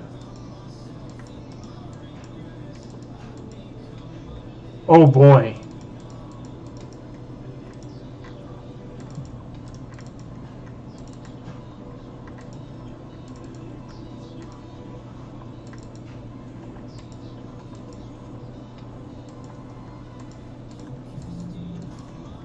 Like that's, like for instance, like the thing I don't like about Blender is I'll click on a vertex and I can click away from the vertex and away from it and it'll just bring it, and it's like I don't want to do that, and then I have to click again to hit Control Z, and that is very, it's not infuriating, but it's just very obnoxious.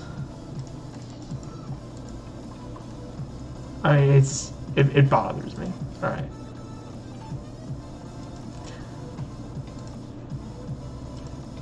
If I were to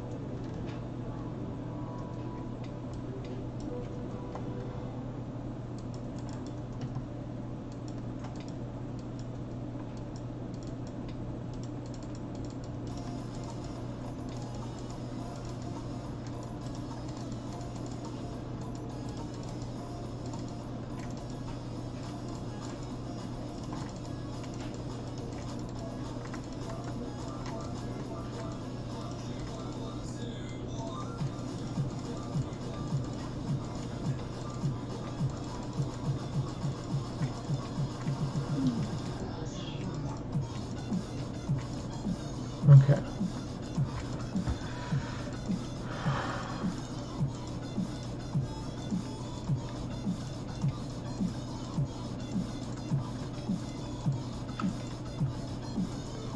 Basically want,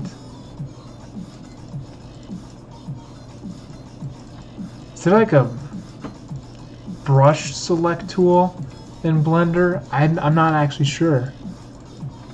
If I go to this,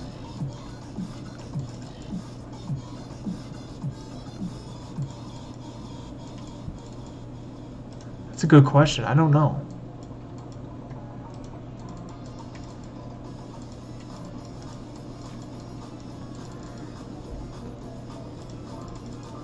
No.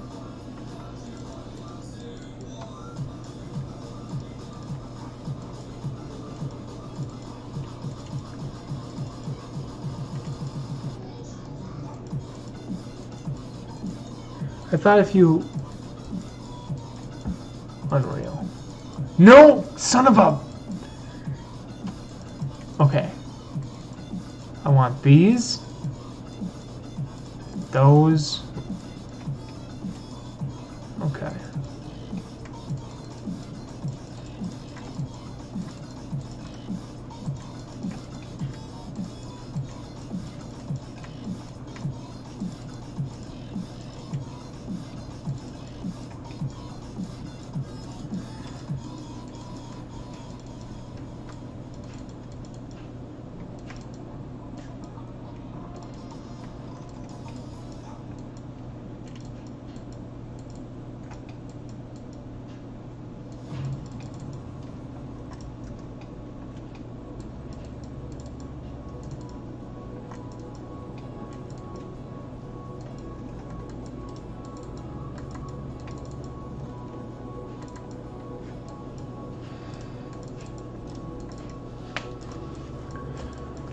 Okay, so you could say, okay, well, where does that go?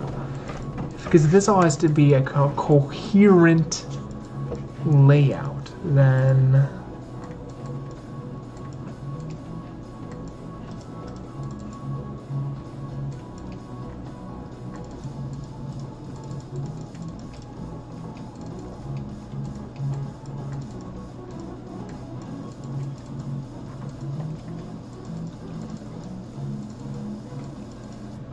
no, I don't.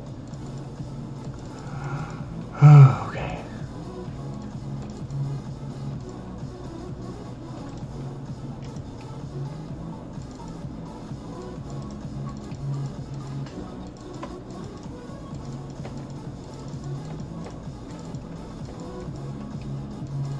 No.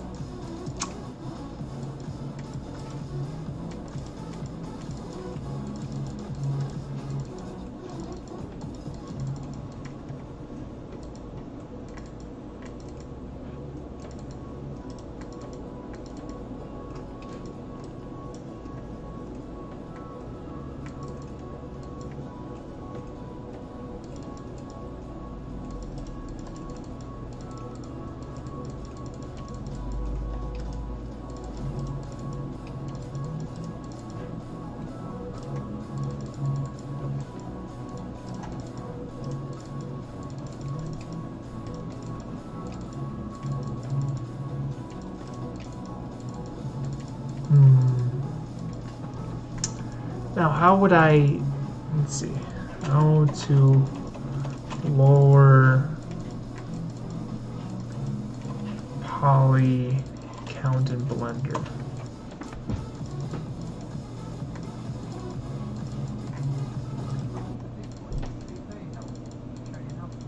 Triangles or polygons from your model.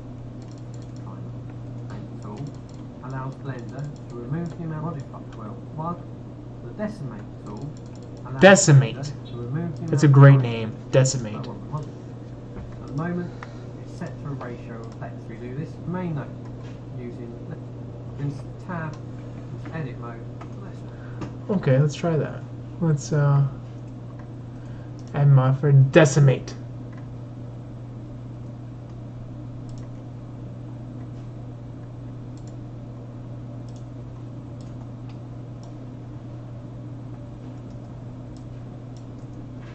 Okay.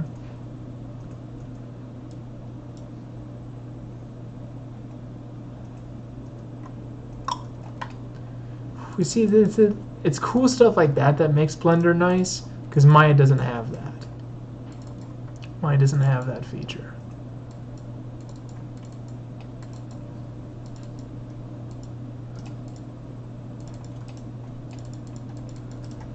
Okay.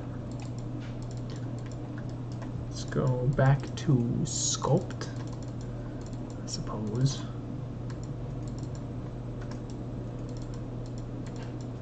Sculpt, and let's look at another environment.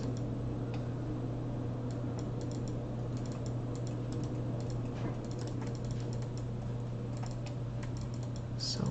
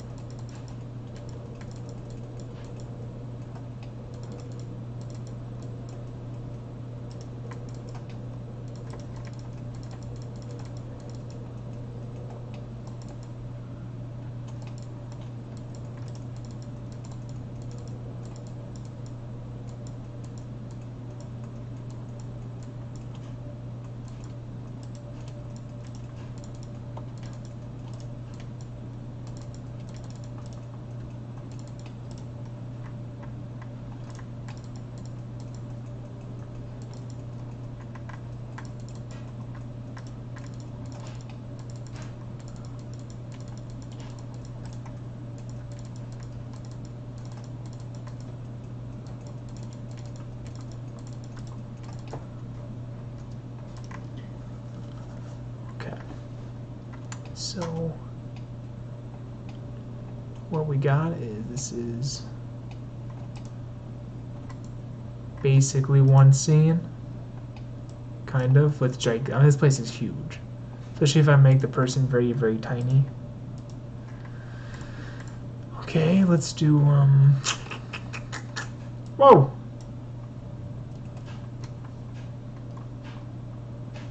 Okay. Now if we look over here, let's think. Say you got that shift here that brings you here, and it's like a more of a valley, whatever, so.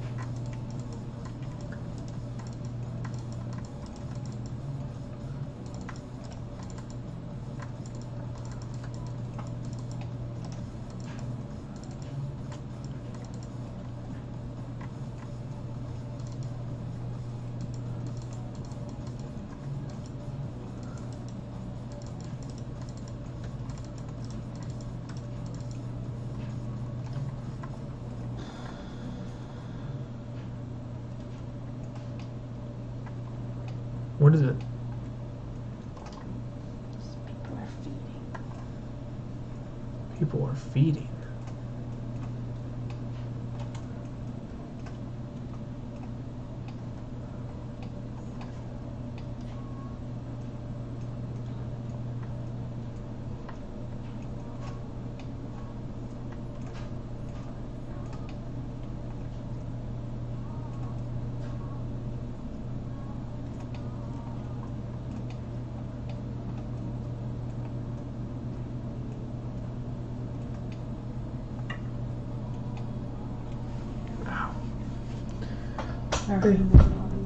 Wait, that's your second game that you lost? Yes. You know what? Let me save. I'll do Karthus top and make you win. I will carry your team by pressing R. Don't you worry. Snowy environment. We're going to hit save Blender file. Bam! You can invite me, hun, whenever you want. Whenever you want, you can invite me and we'll win. You're not usually this eager. What do you mean? You mean not this eager to play with you? Mm-hmm. Well, let me explain.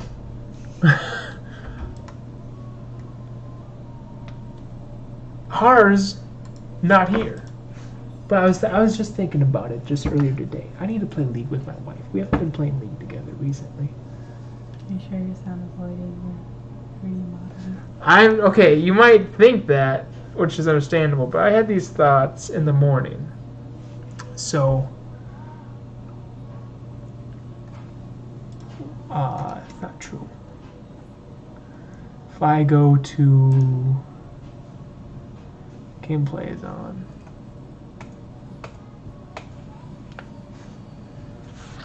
No, you either get my top Karthus or bot Karthus. Either way, it's going down. I even could go bot Vigor.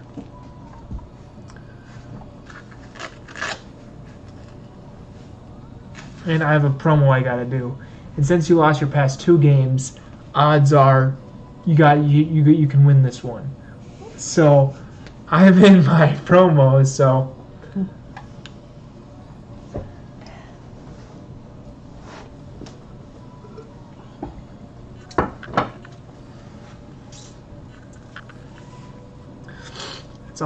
that's all I'm saying. Let's bring this over here though. Who am I looking at here? What is this? Okay. Well, this is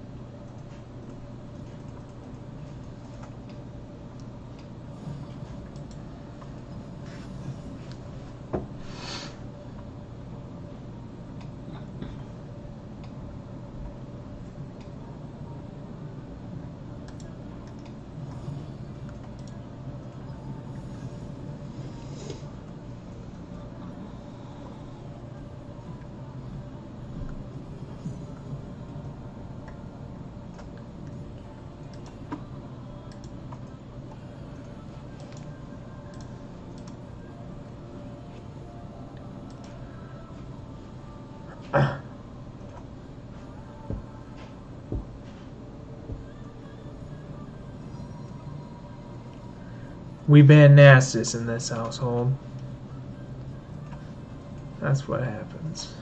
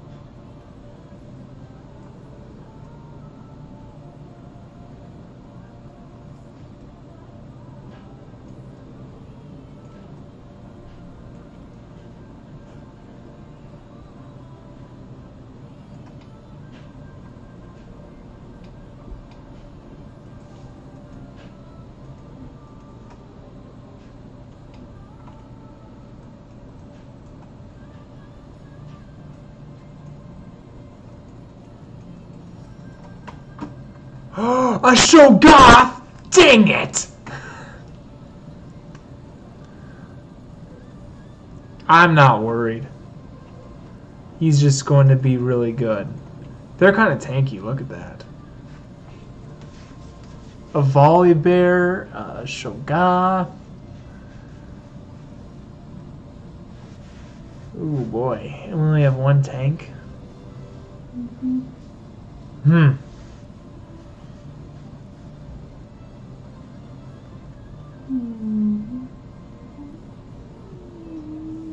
What are you doing? What? Stop.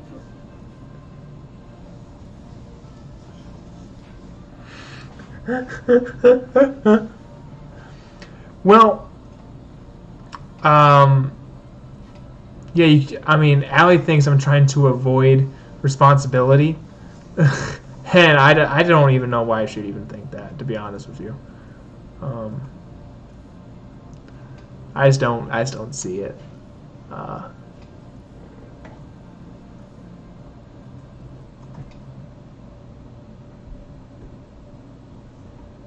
Like, this thing is peculiar. This thing is literally like...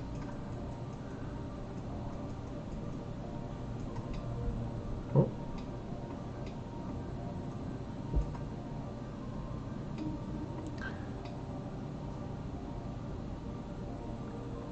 Okay.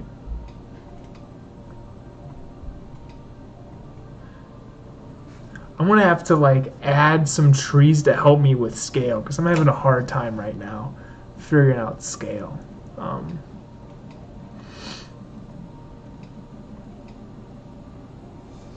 So if this is going to be what?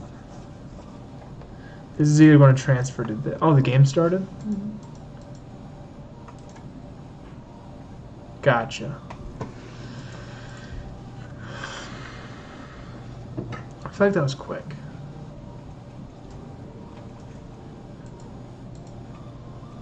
Did you put it on your stream? Yeah, it's on stream.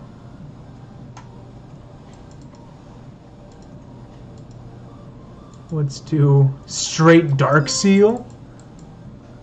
Oof, I don't know. Or corrupting.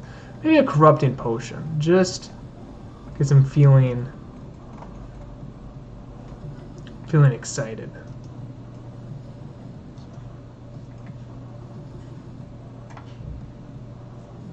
I'm surprised my computer like doesn't want to die with how much stuff I have going on right now.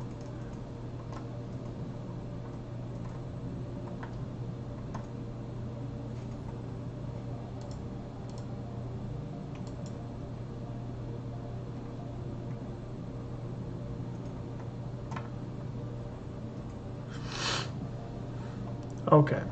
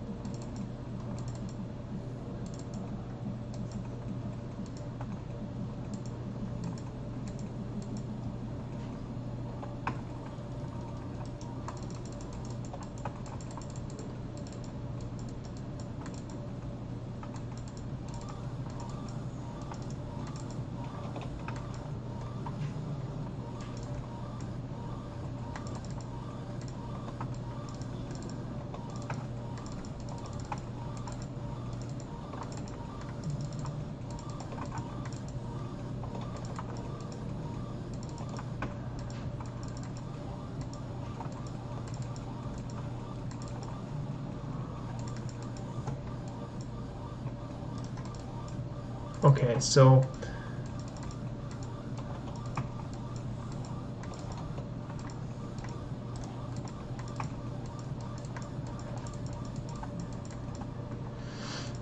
I want to build what? Tear of the Goddess.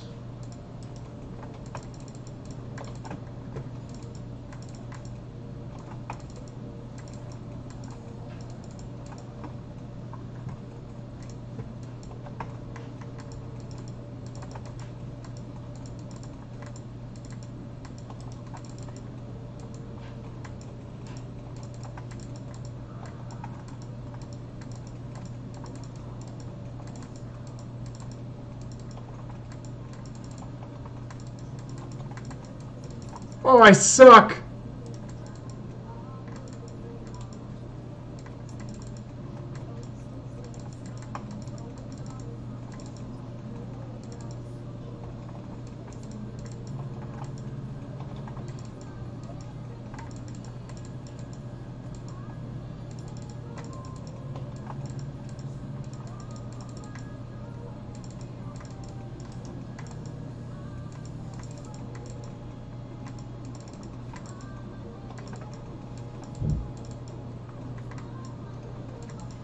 Okay.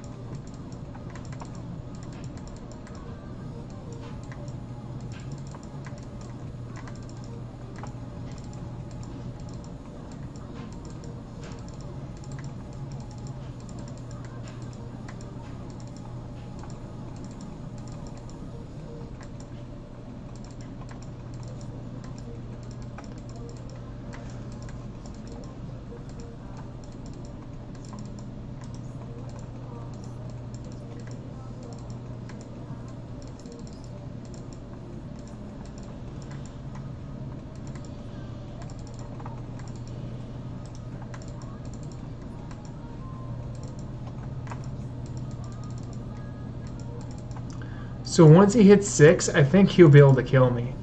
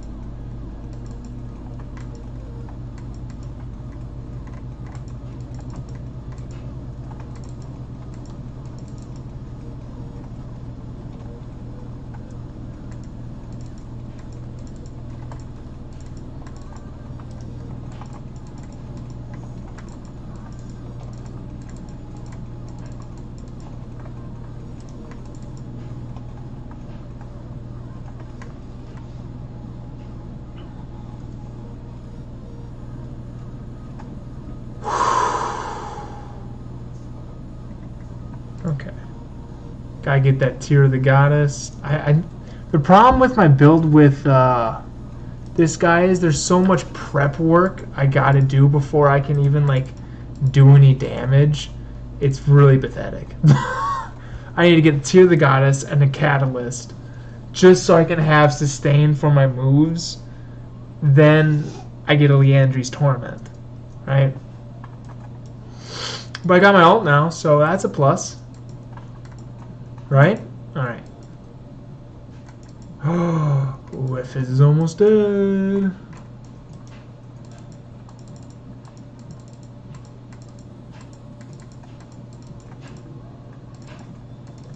What's going on down there?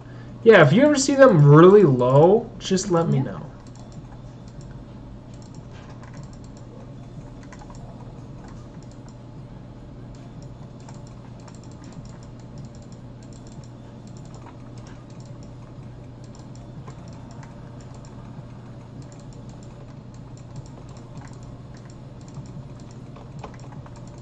Well, they both, there's a heal and a flash. Oh, they both used them?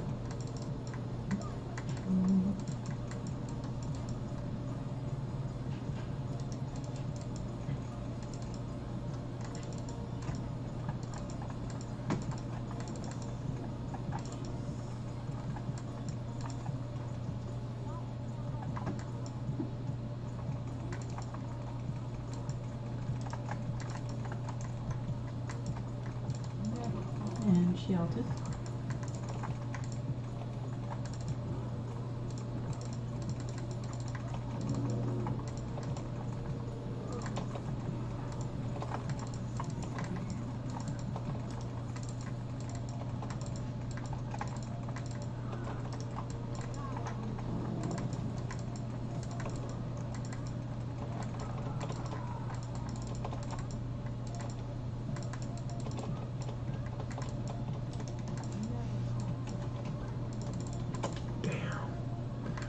Wait, what happened to Yi?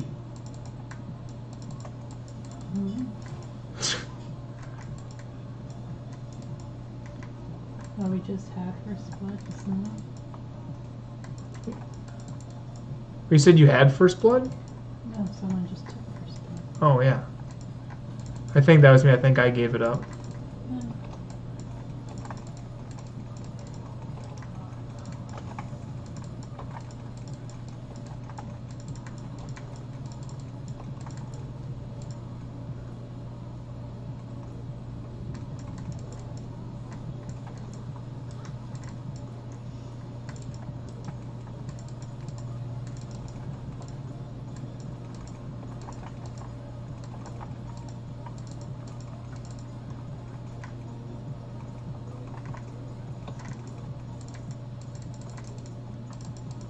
Okay, I like assists.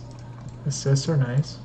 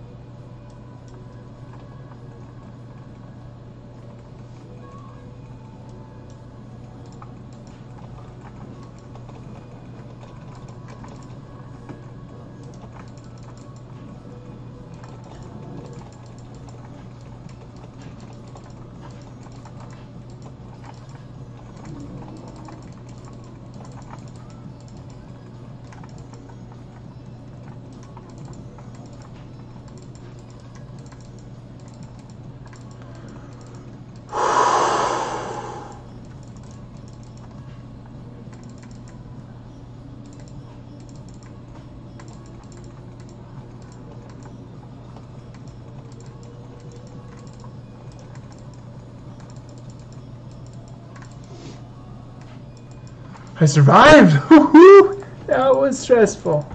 Okay.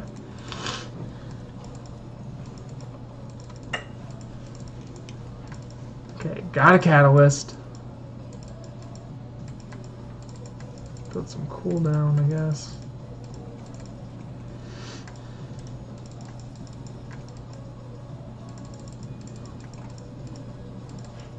No one's been low enough to use my ult on.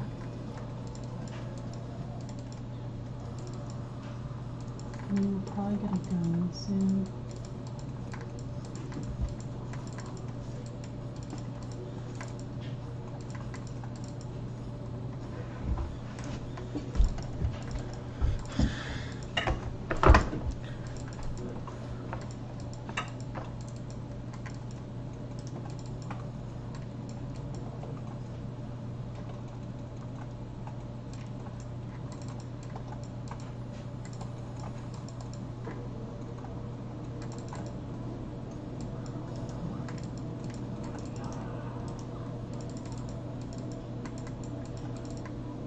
There's nothing happening.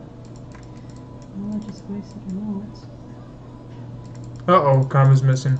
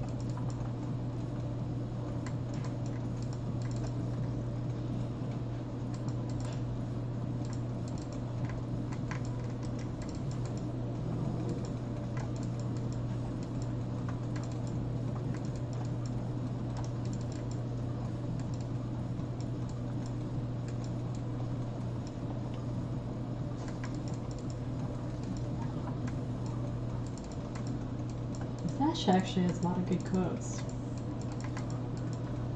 The what? Dash. Quotes? Mm-hmm.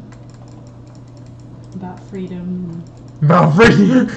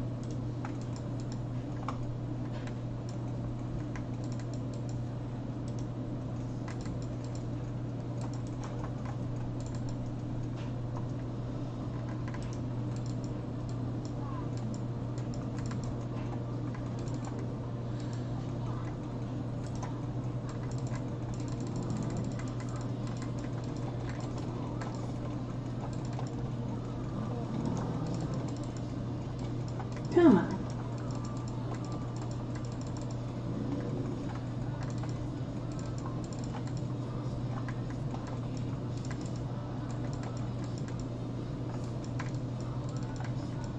Like, it just went through everyone. That was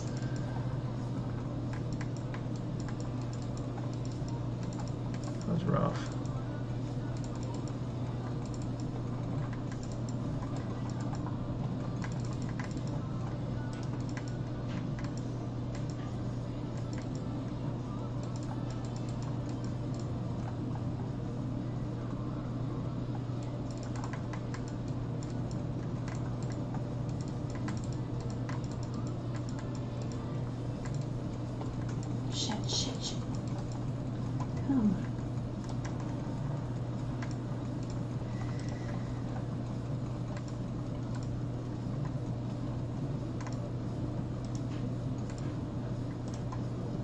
He's doing a great job against that person. Whew.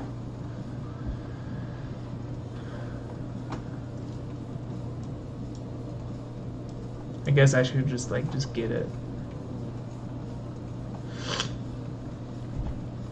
Wait, he's building convergence? For who?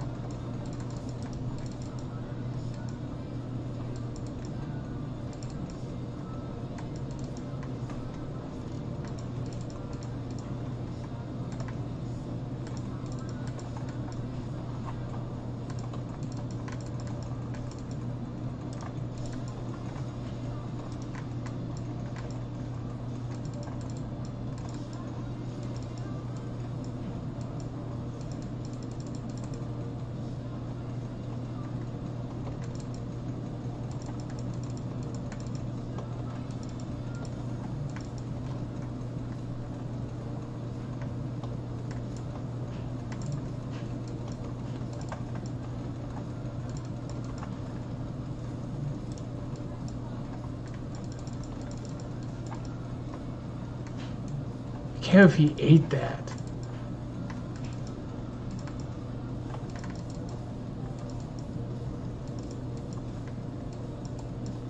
I'm mildly annoyed. I do all the hard work and he just comes in and feasts on it. Uh-oh. Let me finish this real quick. Didn't think we'd be getting into a fight. Yeah, so I just kind of went in.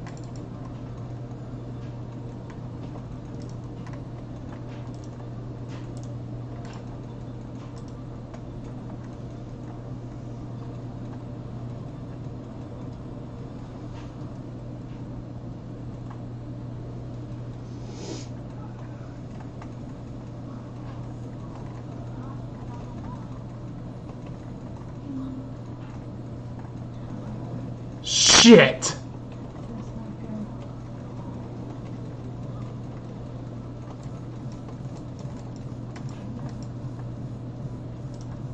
Oh, come on! Whew! Okay.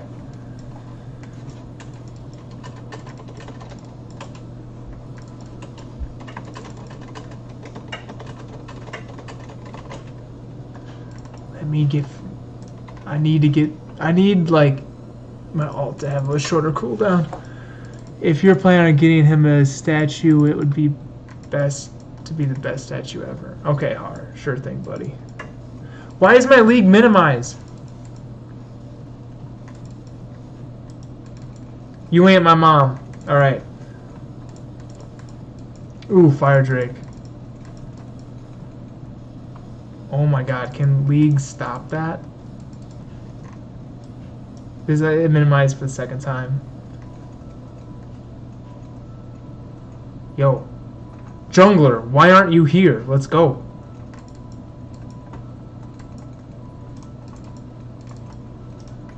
Oh shit.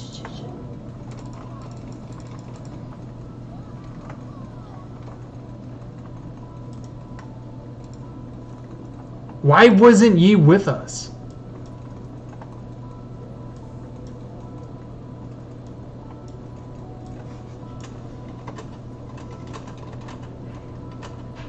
I got baited.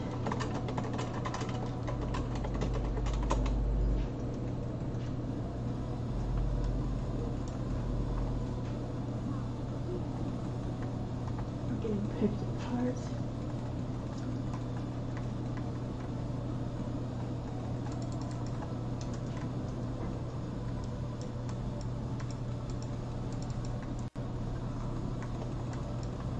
Man, I was not really through that with going in that one time.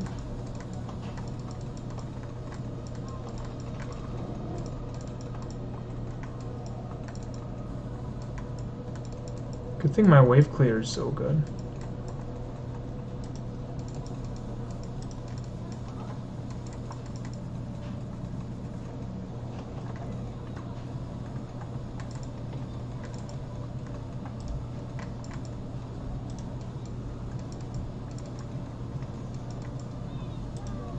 Yo, guys, behind you.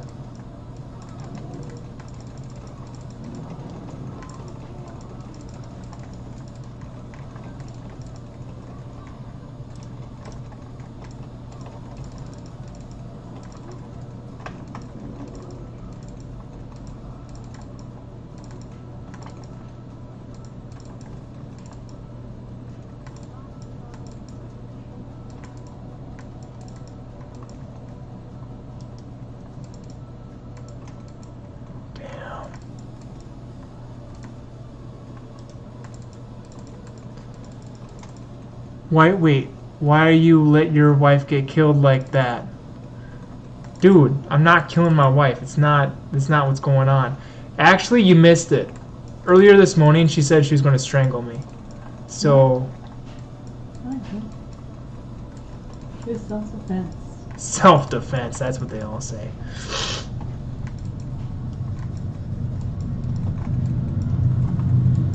So I think once I build my re-entries... Go ahead, go ahead.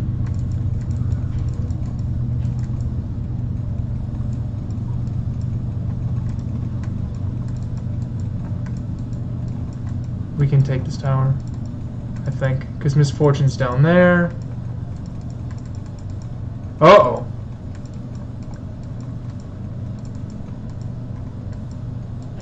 You got her? No. Good, good, good.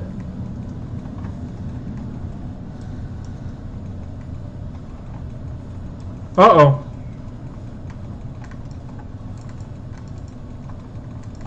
Shit!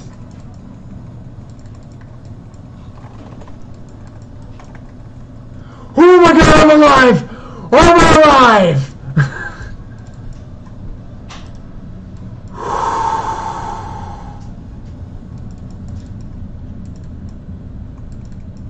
Get out of here, Lux. Hey, look, he's doing the thing again.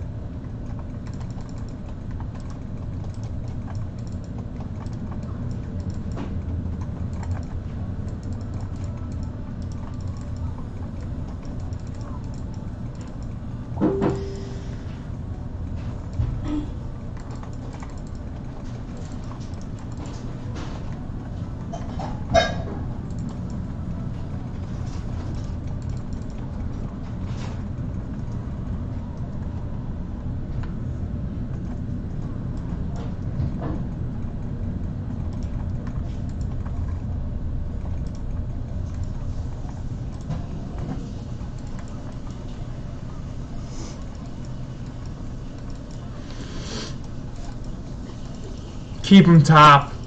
He's backdooring.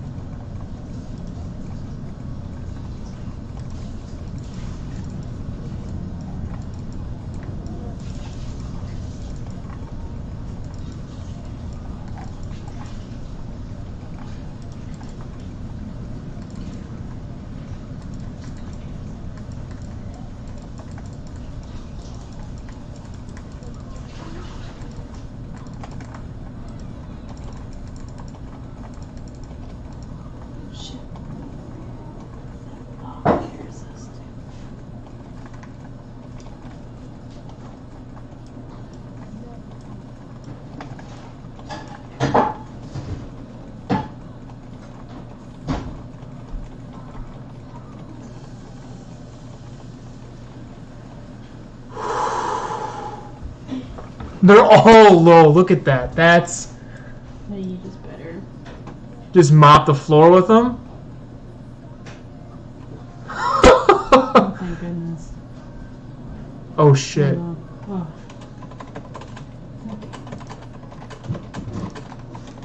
Let's get us the Bible for Allie's death so you go let her die again. Dude, don't be bringing the Bible into this. Don't be doing that to me. It says, "Thou shalt not accuse one of killing thy wife." I don't think it says that.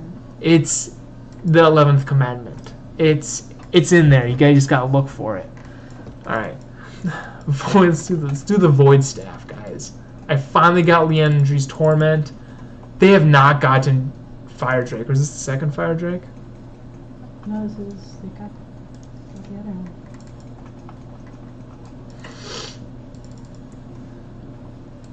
Okay, so we're not going to take that right away. May bait it? It's hard to tell. Like, we all know they're going to come here.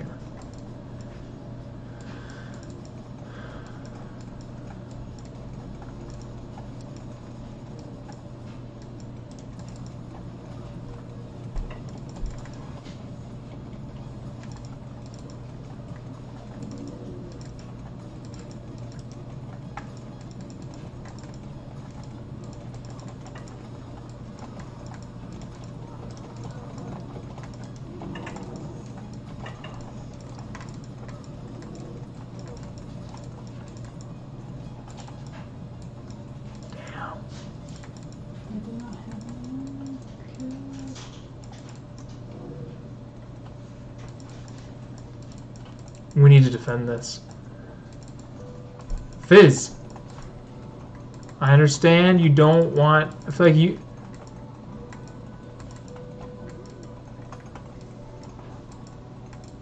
It wasn't worth it, Fizz. Like, he's not Yi. I don't think he can do that. I'm bringing it out. Please don't. Oh my god, we're going to lose? What is this?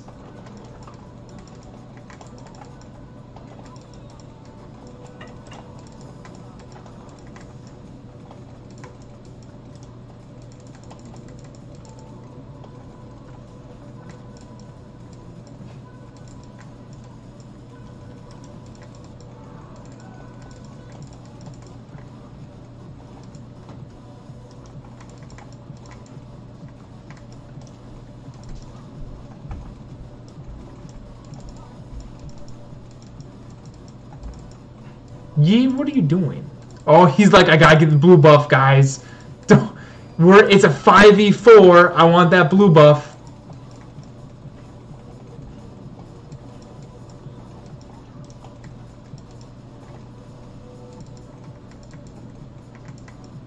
Dude, what?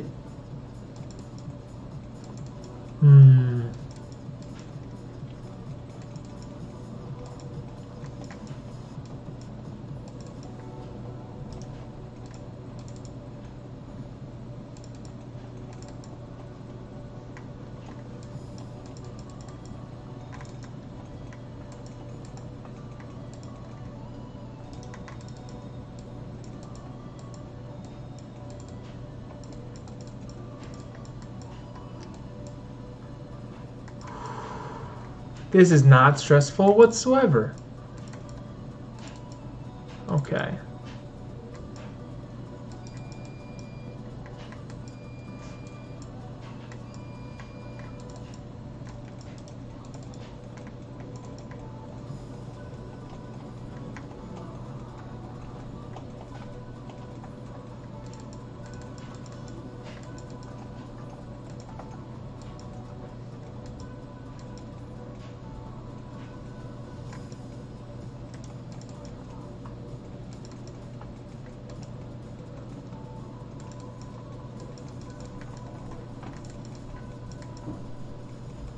We're overextending.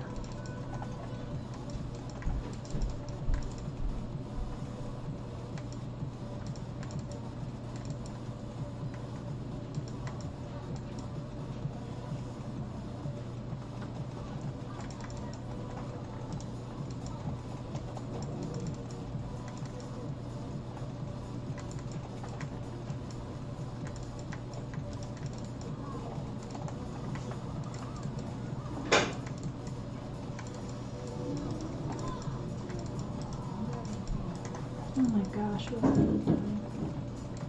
Not that bad.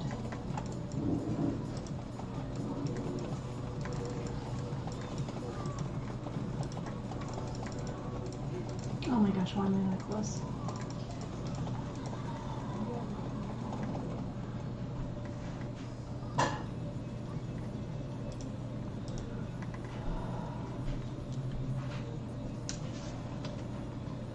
Void Staff.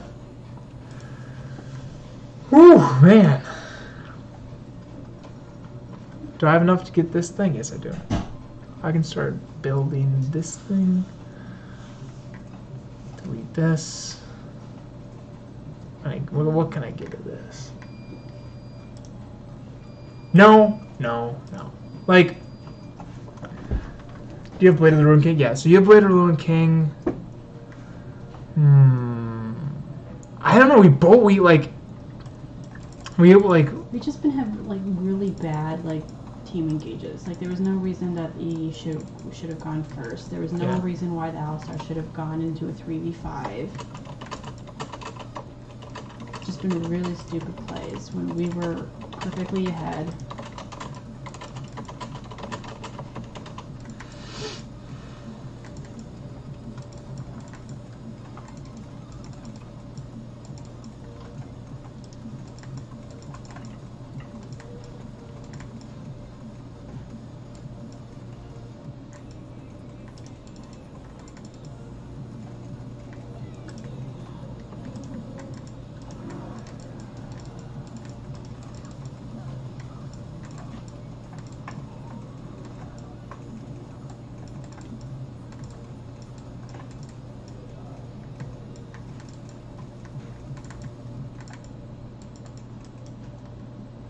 Can Fizz not kill Karma?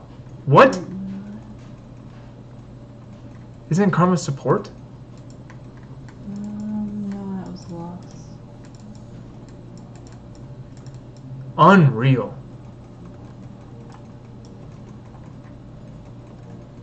He even hard admits that we could have won, but he thinks he could 1v4.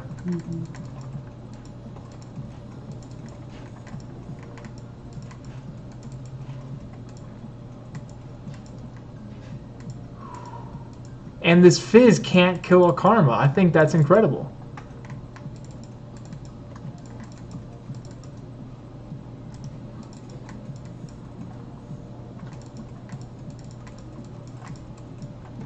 Okay, so I don't.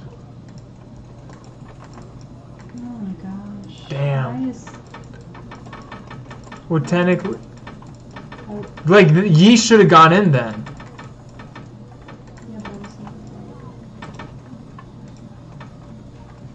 Oh shit. Yeah, but now they're so far ahead that we...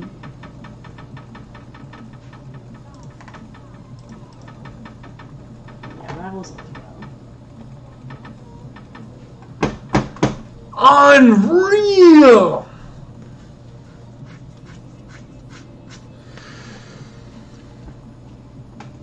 Yeah. I was doing fine against the Shogoth too. Like, I was killing him in farm.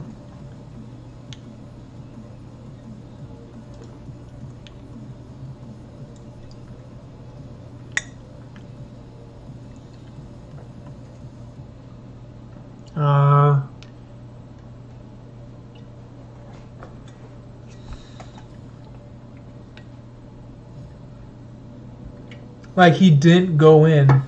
What's this? Silver 4, top. Nice. Nice. They honor Shogoth? Ugh! How much more farm I have than him?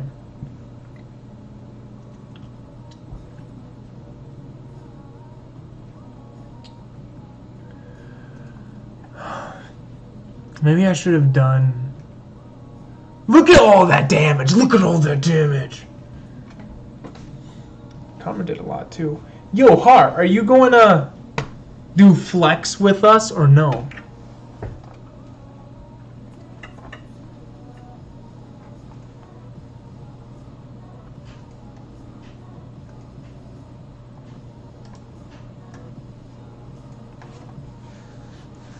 Silver going on gold. Is that your sister's goal? Is that she wants to get to gold this season, doesn't she? Oh, to play dot hack. Nah, it's fine. She's silver 4. What if...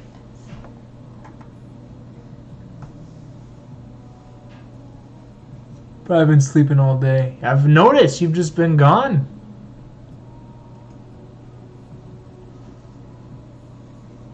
No honors for me? I suppose. They probably felt like I didn't do anything that game. I mean, at least I didn't die as much as everyone else. That's a plus. Poor E. E shouldn't have that many deaths. What do I know? I have like so many tabs open. I need to close some of these out. Got too many.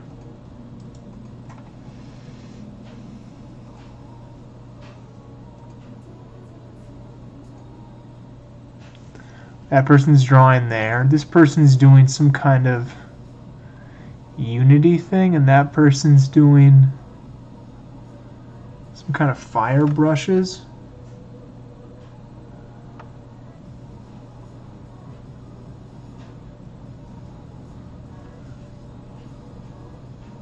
I've been drawing 5 champions around Academy workers plus worker skins.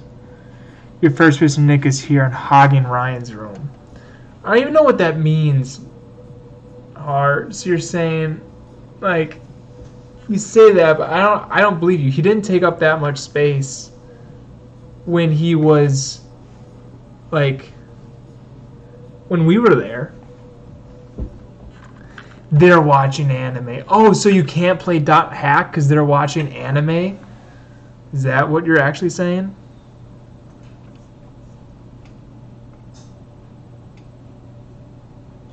They're blocking him from stealing it. Okay, buddy.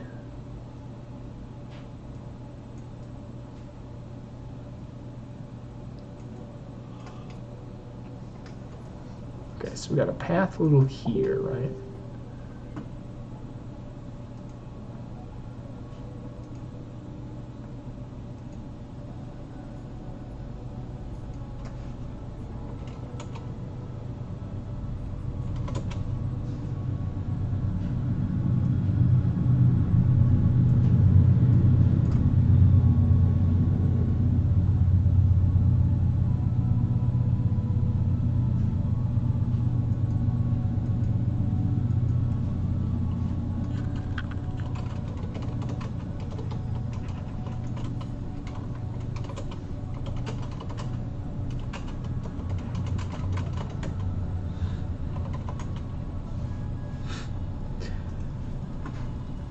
Okay. I don't know, dude.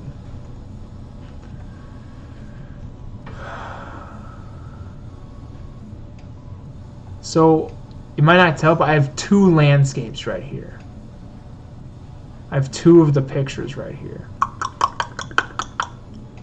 Now, might be thinking, but what am I doing with this one? Well, this one's going to lead to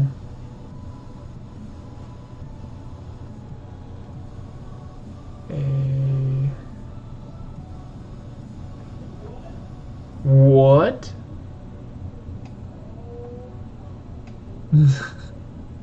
He's so funny.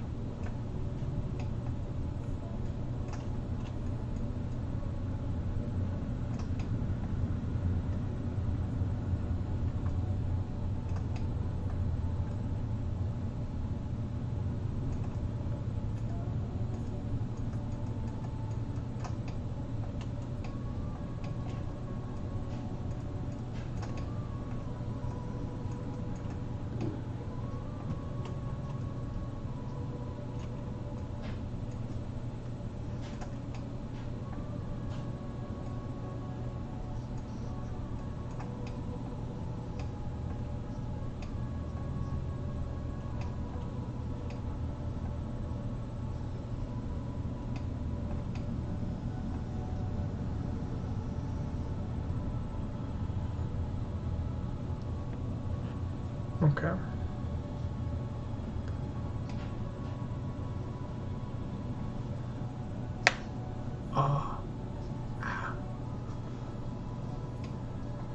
Let's see, what is this? What am I doing with this?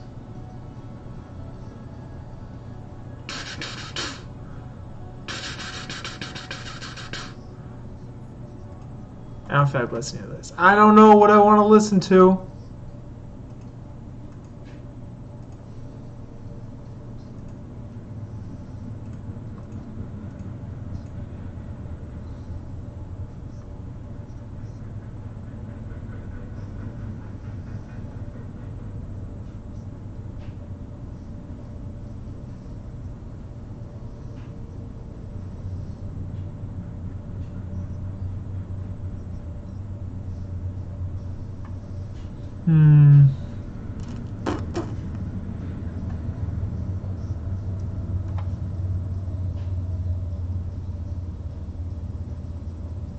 I just don't know. How to Tame a Dragon.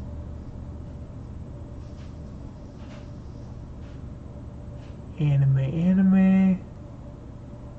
Oh, the next season of The Dragon Prince is up.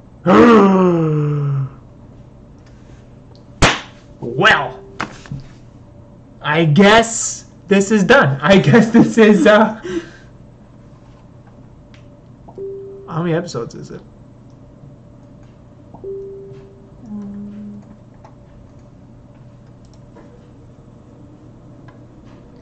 9.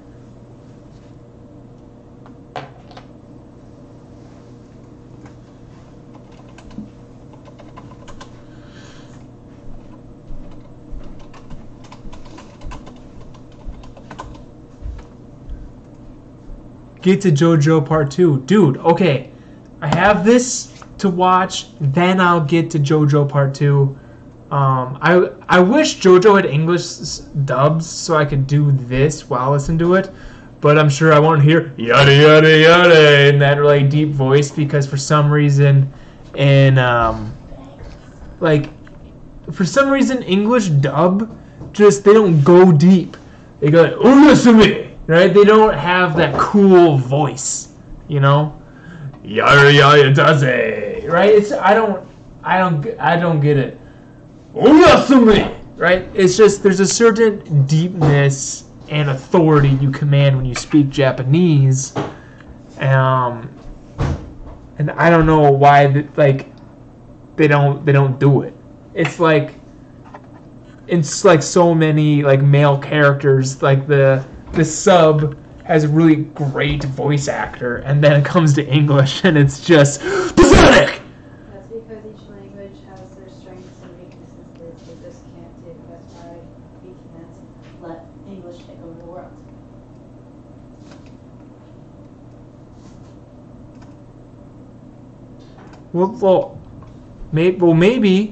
Maybe they should learn that hang on. That's because of incorrect casting. If you want to think it's that, then sure. You're right. It's like, okay, is it that or like one of the best examples? Like I voiced Jotaro in Part 3 is the guy who does McCree's voice, and when you hear it, okay, I'm saying like a good example is in Attack on Titan. The sound of the Titans is absolutely dumb in English. In the Japanese version, it sounds like a monster, but in the English dub, it sounds like a banshee's wail, and it just makes me think, I hate this. I cannot stand it. I want to make cookies. That's what I want to do. When he's going to say, it's high noon. I don't know. That's on the voice director. Yeah, but the point being is that the voice director is bad. It's like the people who... It's like they don't even... It's like they're not even fans. Ooh, by the way, what do you think of these landscapes?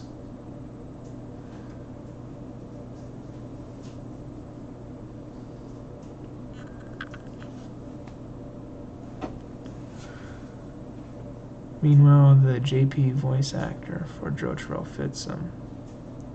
That's true. It's so funny.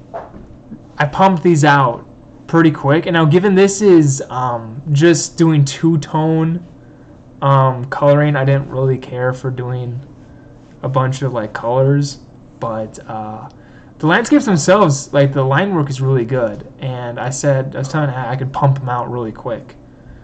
Their dubs are better than subs. True, like I'm not saying that they don't exist. I'm just saying it's a majority. That's all I'm saying.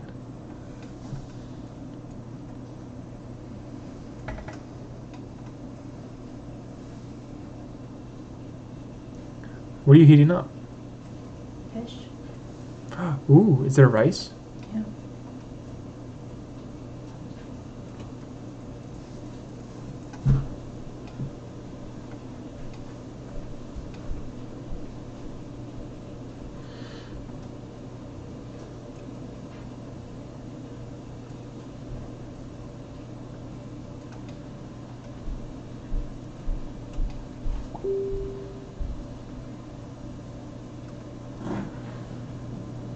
Correct. To your question that you asked me, correct.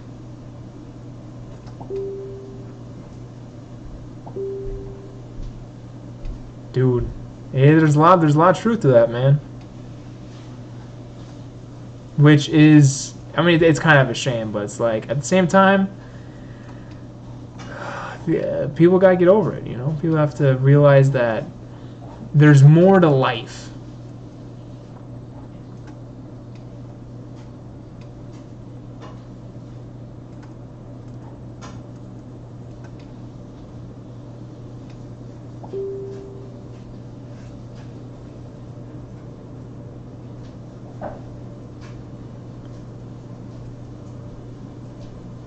It's crazy, man.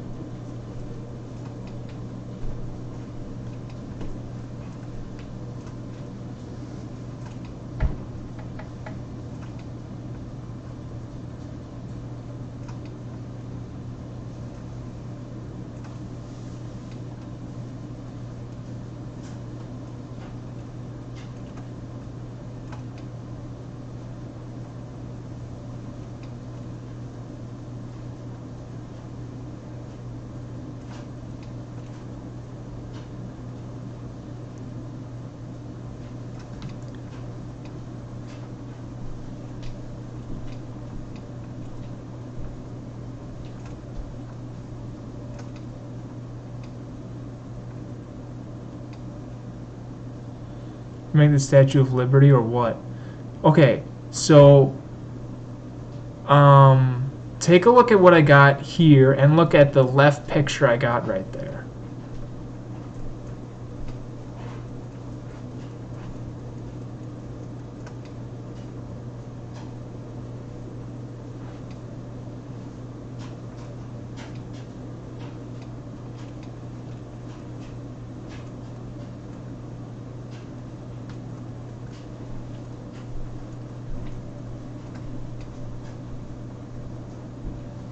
Correct.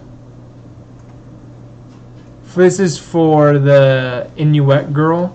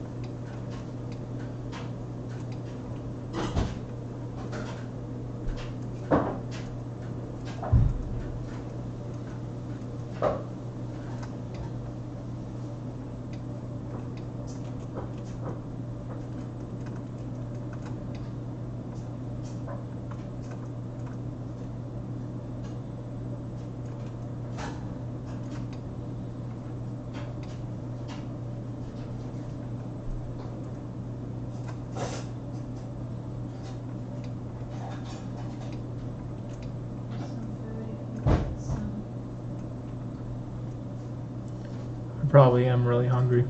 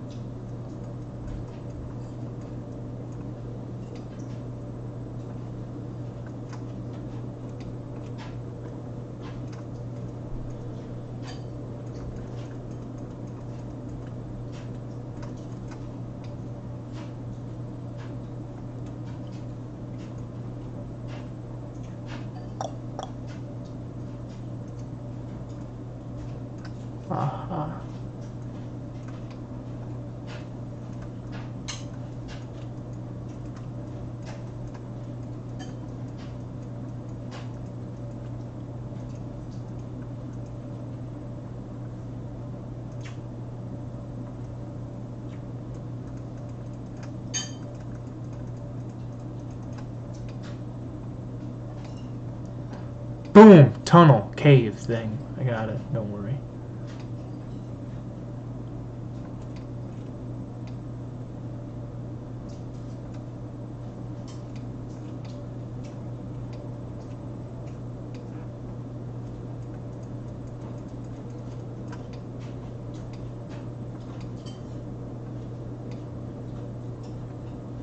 Okay, so I'm missing a couple. I'm missing a couple of things. I need to get food though. Alright, so I'm gonna stop. Alright, see ya.